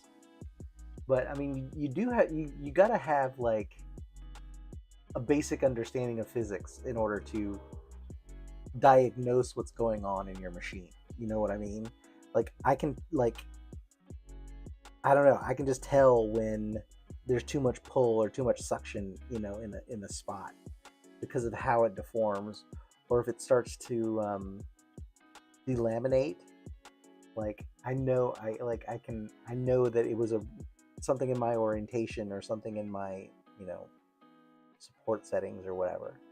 So it's like, but you have to be able to look at your output and then make adjustments. You know, it happens especially well. The only time it really happens for me is like when the seasons change, because my box vents to the outside, which all enclosures should vent to the outside, by the way. Um, but that's just my own personal thing. But anyway, um, yeah. So I mean, the only time it really affects anything is when the temperature really changes and I start getting like cold air into my cabinet.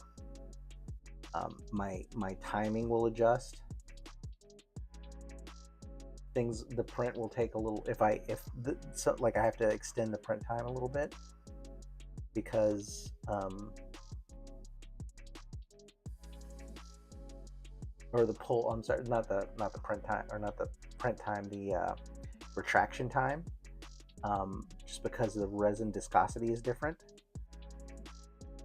And so, yeah, it's one of those things. Like once it happens, you just figure it out and then kind of work back into a cause. And then once it makes sense, then it makes it easier to figure out what to do to fix it.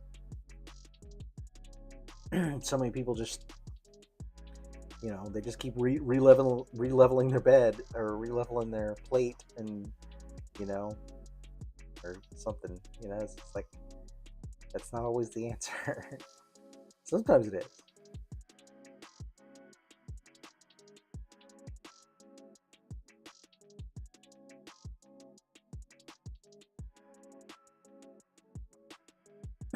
Yeah, I mean, it's just like I said, I don't know, a little understanding of like the suction, the physics of what's going on inside of there. So that helps to like figure out how to orient things better and where you need supports, where you don't. Granted, I over support my models. Like I support the crap out of them, like way more than I should. But I also would prefer to have, I would prefer to deal with a bunch of support marks than have a bunch of fail print. You know? I'm probably a little too much. And I know it, 'cause sometimes I can, you know, when I'm taking supports off, it turns into a whole situation. You know, so I know I over support my models. But said I would prefer it having a bunch of failures. I'm working on it though. The last batch of, actually this run of Clayface pieces, because I had to run so many similar pieces. After the first batch and because I had to do them in batches, after the first, you know, plates I ran and I took the supports off, I saw I had way too many supports, and I used the projection supports in Lychee, so you know, I'm able to like dial it up and down how many, you know, how it fills, and so I ended up cutting the intervals in half, and that made it so much better, easier to get the supports off. I mean, and it still had the same effect. Like it still had the same like perimeter, you know, projection and all the other stuff. So it was a good solution. I am starting to, like I said, dial that back a little bit, but at the same time, I still use a lot of manuals. And on the inside too, like a lot of people forget to support the insides of their models because like they just hit the autofill on the inside, or they use the I don't use those infills. I think that's way too much. I do an auto support on the inside, but sometimes you still got to go back in and hit it with some extras, especially for like islands on the inside. I always bulk those up.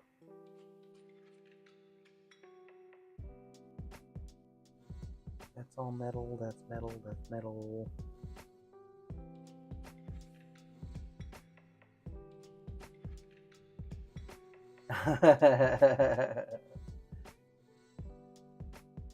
I'm sorry, DL. I'm just looking up at your messages. That's funny.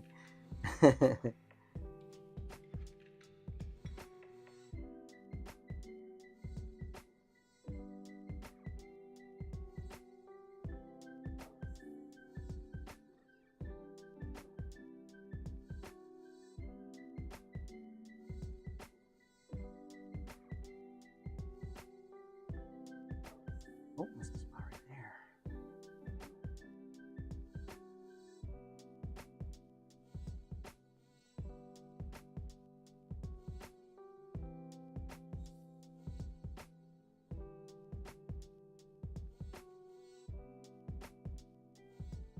And that is 100% gonna be washes.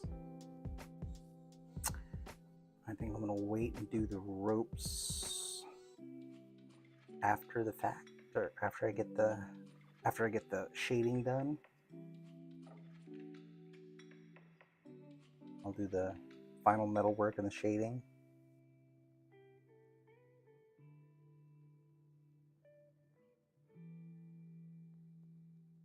All right, but this is gonna need a little bit of varnish before I move forward here.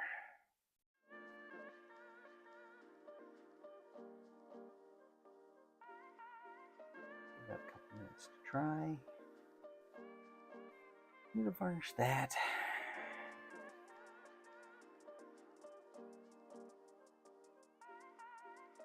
Probably.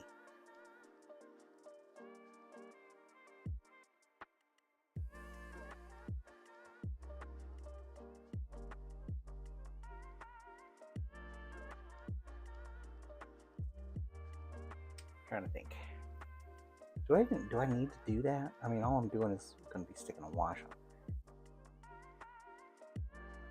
But if I need to wipe the wash off, if I put too much, yeah, I need to varnish. All right. Quit trying to cut corners here. Yeah. So in that case, this also needs to be varnished before I put the wash on there.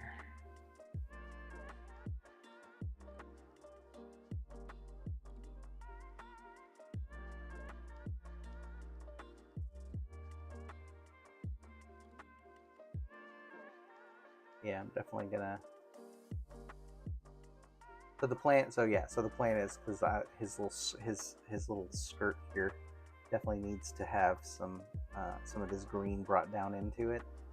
So after I wash, or after I varnish, and then do airbrush shadows and stuff in there, then I will go back in with some of that the angel green and get the highlights, get the upper levels of this little skirt here. Yeah, that should be more of the same color. But I like the dark green. And then so it'll be kind of the same solution on his cape and his hood. So I'm going to leave the black in there, the black, like the deepest parts. So I'm going to airbrush the olive all over the cape. Following the ridges down to the deep shadow parts. And then for the high spots, I'll use the angel green. That'll tie everything back together. So that's the plan.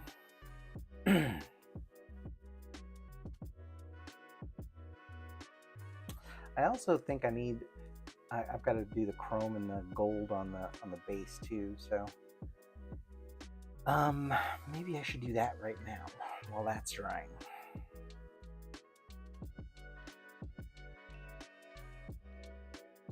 That I'm just going to brush on.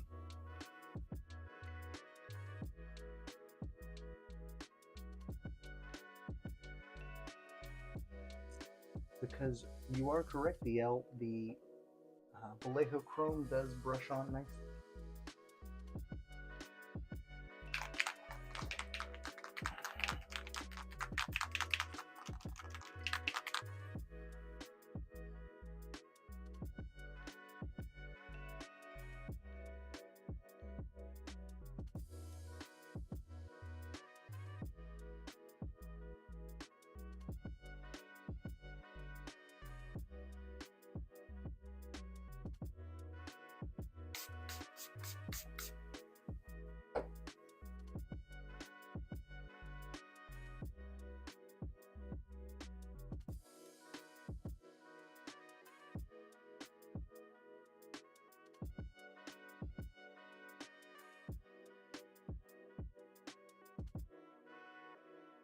All right.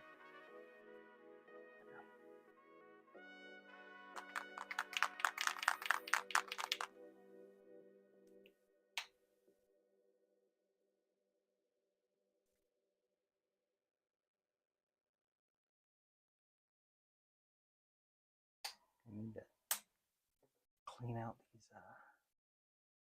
ink cups here pretty soon. I'm running out.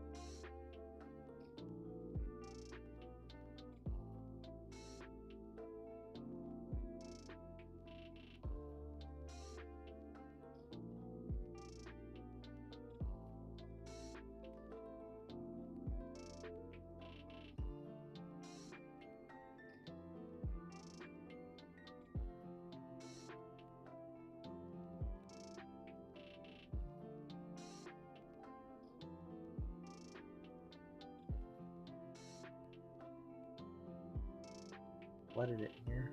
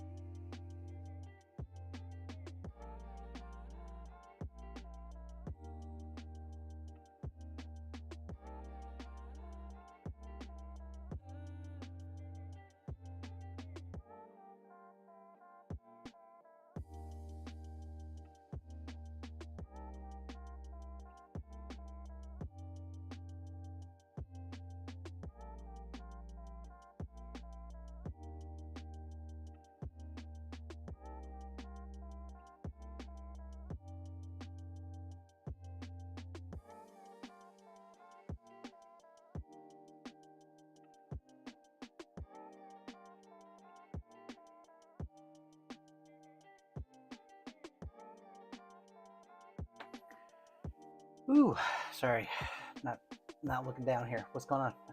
Okay, Bill. Fucking Bill Nye. He's awesome. I want to print at 0.25. The FEP keeps my print, and then massive failure. Yeah, see, that's the thing. Is like I think that because you're curing such a small, such a thin layer, that it needs probably a little bit more like time. Like it's gotta pull off slower, maybe, or maybe it needs more exposure time so that it really adheres to the layer above it, so it really sticks to the plate, not the FEP.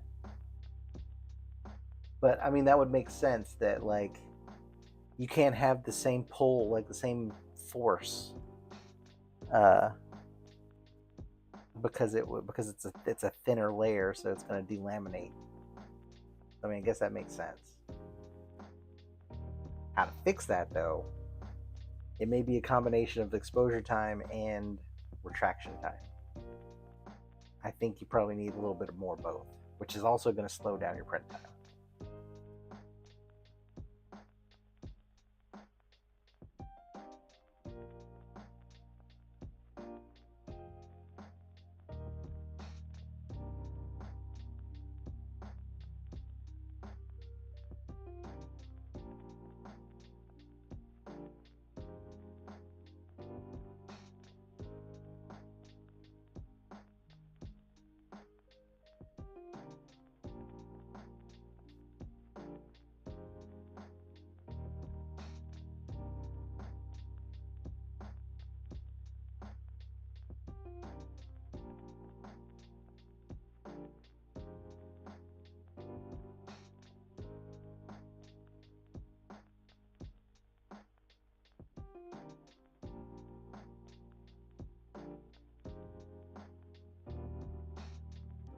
I'm going to do this filigree in the base here. I'll do a little gold on top of it, I think. Dr. Doom's always been a little audacious.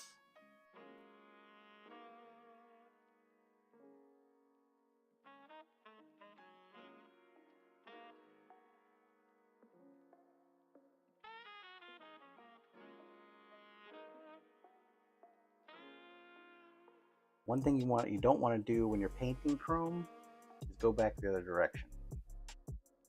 You can always add a second coat if you miss a spot. But if you miss a spot, it's best to just move on and let it dry, and then come back and do a second coat, because going backwards just makes the chrome all streaky.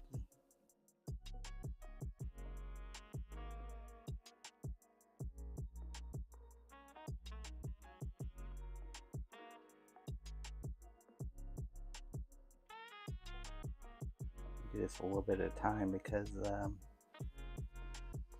get down in here.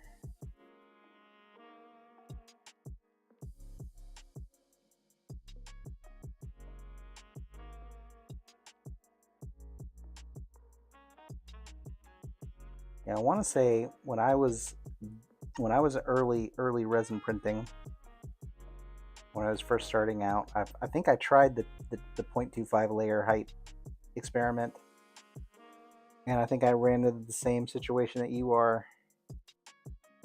and I think that's why I abandoned it. It's been a couple years.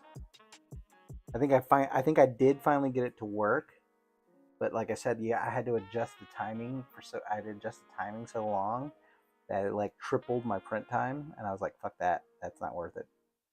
So I mean, it really just comes down to like, and I couldn't really see, a benefit to it. Like I didn't see that big of a difference, if I remember correctly. So yeah, I think I ended up abandoning that. But maybe you'll have better luck.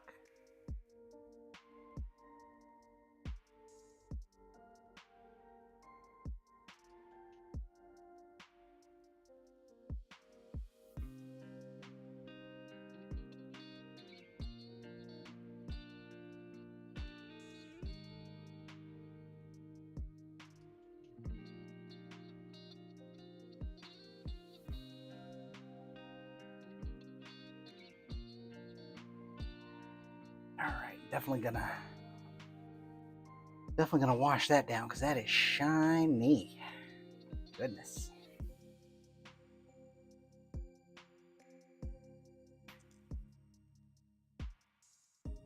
All right, that should be dry, so let's get some varnish on that.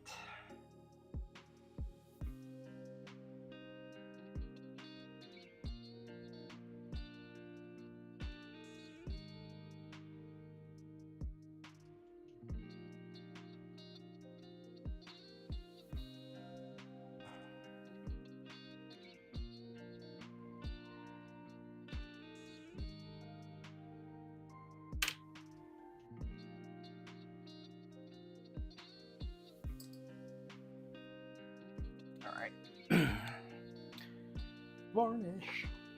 Oh, gotta stand up. Getting old, man. Getting old. Sucks. This laminate floor I put down is starting to peel up. I know I didn't spend that much money on it, but it shouldn't be peeling up. Jeez. Replace that.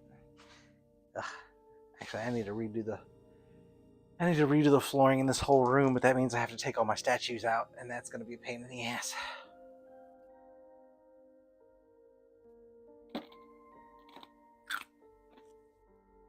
Oh yeah. Clayface. Oh wait, I got one more run to make. Check out the Clayface head. Look at that. That thing's so awesome. And it's like the size of a tennis ball.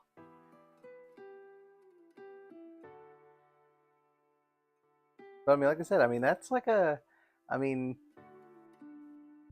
yeah, I mean, that's a 0.5, that's a 0.5 layer print on an 8K machine, and it's got detail, man. Yeah, the rest of the pieces in this thing look really cool. I'm super stoked to get this one put together. And especially because it's going to be really easy to hide the seams in Clayface, because you know he's kind of blobby, so I can just use resin blobs to kind of mask the seams and stuff. Yeah, it's going to be awesome. Can't wait to put that thing together. But first, I got to get through Dr. Doom.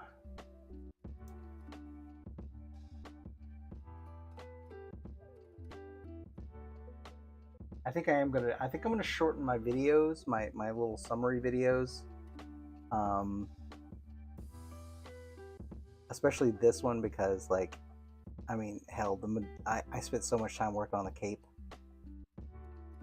hiding the seams and stuff, and I don't know. I don't think people care about the prep part of the thing, so I think I'm gonna just start skipping ahead to the paint job. I know some people have said that they enjoy it and they like the long form, but I don't know. I think that judging by the amount of drop off that I have on any of my videos, like I think I could stand just jumping right ahead to paint.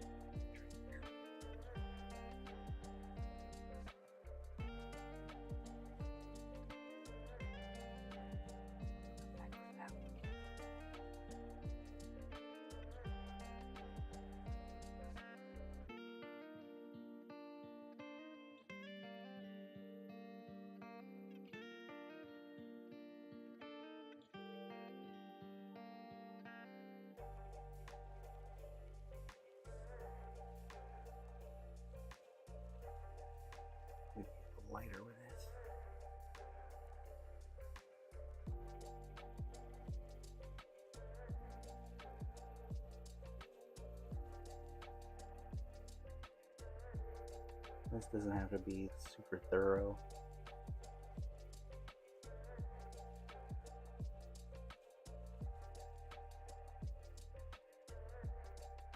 Be as consistent as I can make it, but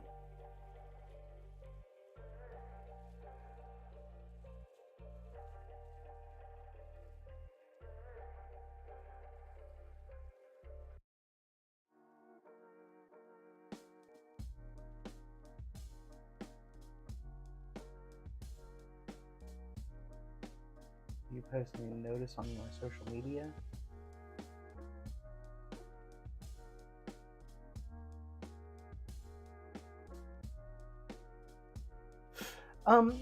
Yeah. I mean, I post after. I don't. I post after the video is released.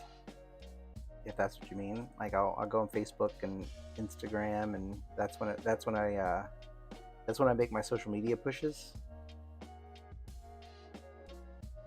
Is when the video is ready to go, basically.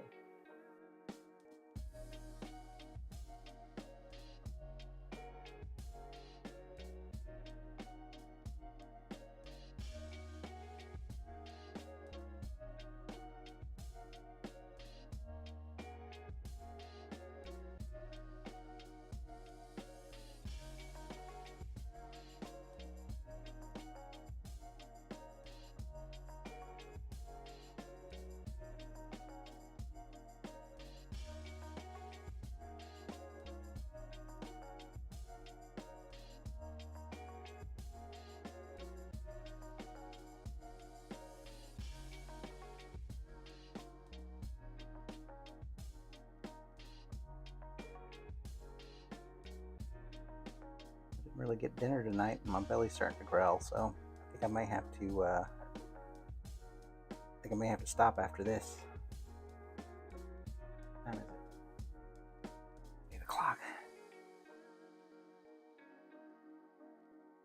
Yeah, I think I'm gonna get this varnish on here and then let it dry for the night.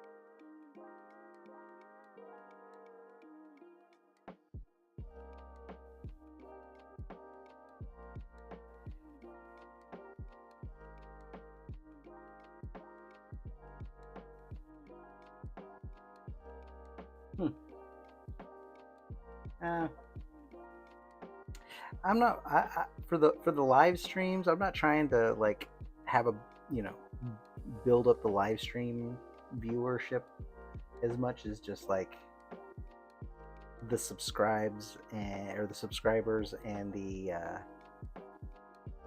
watching the video counts on my summary videos. But I'm also not like I'm not pushing it hard either. Like this is one of those things that this is what I'm doing is the level of effort that I'm willing to put into it,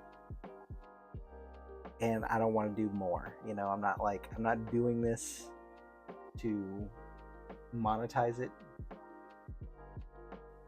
but I'm also open to the opportunity if it turns out that people like my content, and if it becomes a thing, that would be great. But I'm not like banking on it becoming a thing. You know what I'm saying? Like I'm happy just me and DL chatting right now.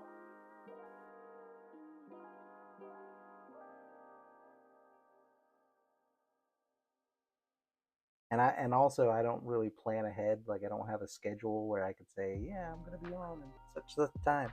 And I pop on when I can. When I'm available. Don't have anything else going on.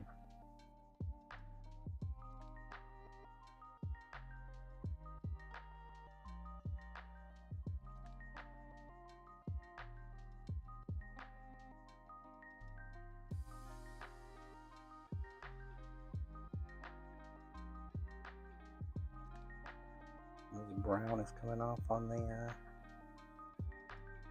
in the varnish. I can see. All right, that's all going to be under the cape, so I'm not even going to worry about the back.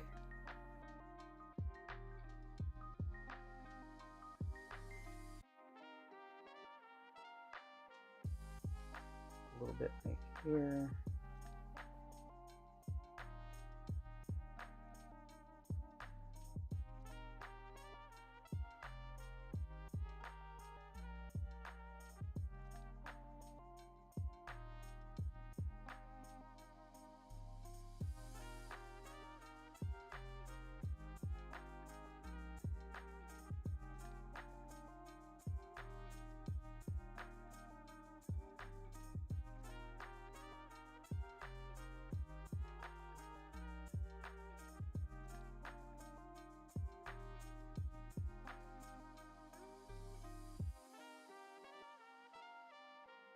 Wash down all in there, so don't worry about that too much.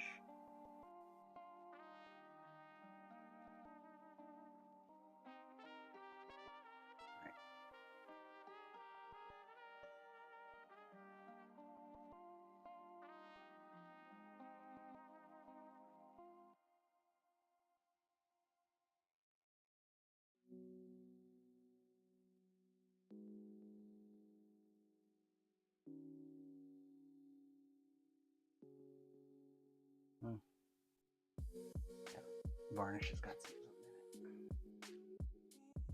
Switch.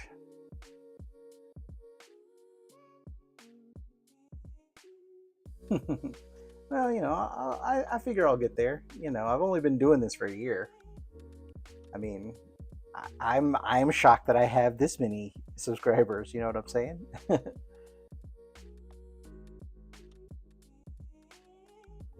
All right, man. Take it easy. Have a good one. I will catch you on the next stream, which will be tomorrow, hopefully.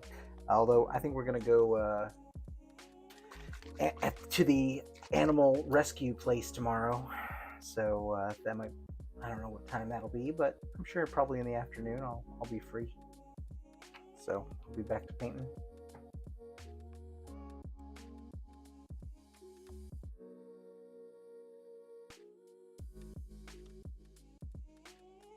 Yeah, I'd love to get this thing finished this weekend. I can cut the video together, start on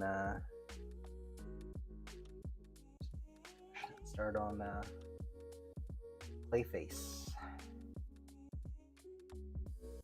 I'm gonna do short. Yeah, I'm gonna start doing shorter videos, I think, as I don't think anybody gives a shit about the prep stage. It's good for beginners, you know, and I want to show beginners, like, you know, what it takes. But I made enough like prep videos that, or videos with the prep in it, that if they ever want to go back and look, they can. So yeah, I think I'm gonna start skipping ahead with the paint job. Change of format coming.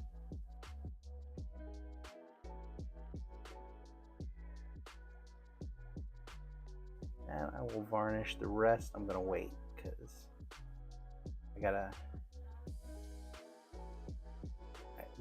I'm gonna mask off his mask, Waka Waka, and then go in here and airbrush. So that's gonna be next for that. Oh, I gotta put some varnish on his skirt here.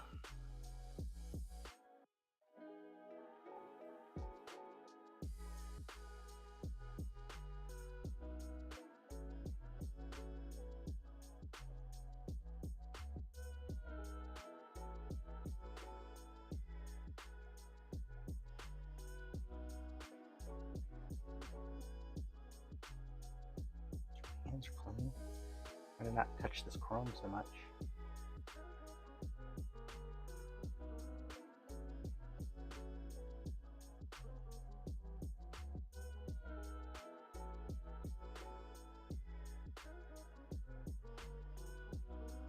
Maybe better as a spray because it's piling in here. No, it's too late now. I guess it's already started. I gotta finish. I have to go with the pattern.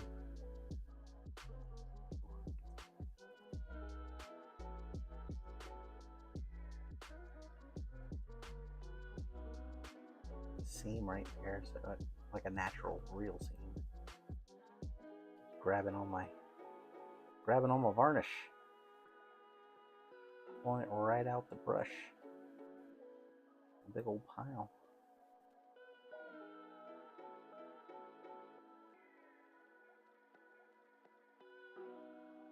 Oh.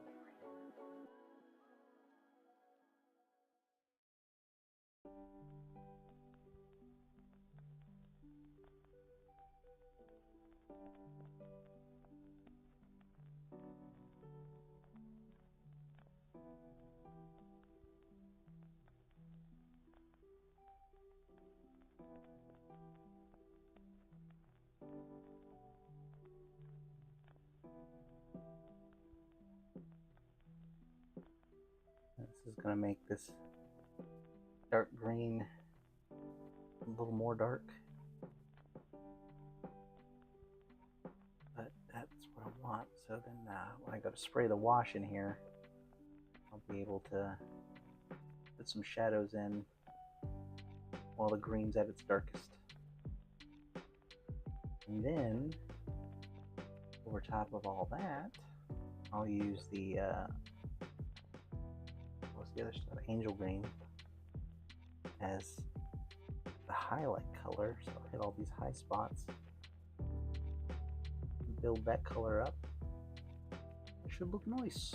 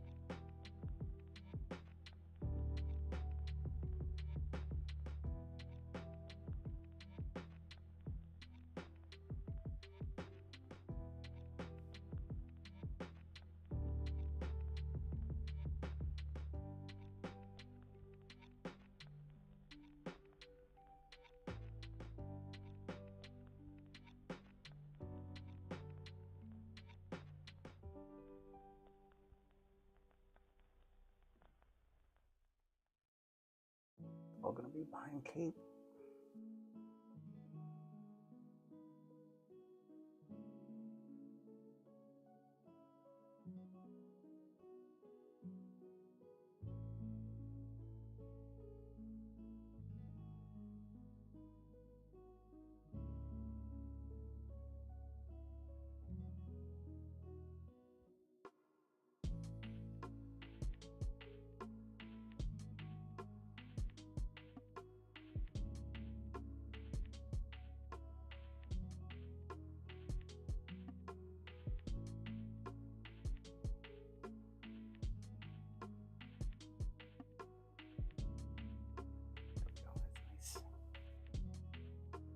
See how much darker it is now.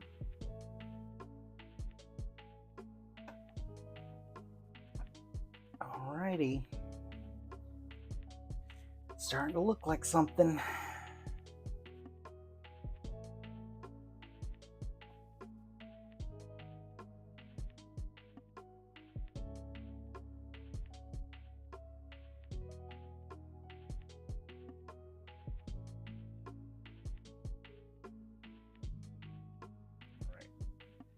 This is a good stopping point, so I'm gonna leave this be and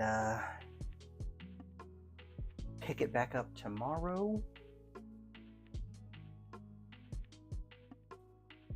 with airbrushing some shadows, putting on some washes, airbrushing the cape, dry brushing his little scarf, doing a little gold trim. I got a lot to do. Should be fun. So I will catch you tomorrow. Thanks guys for hanging out, and yeah, take it easy.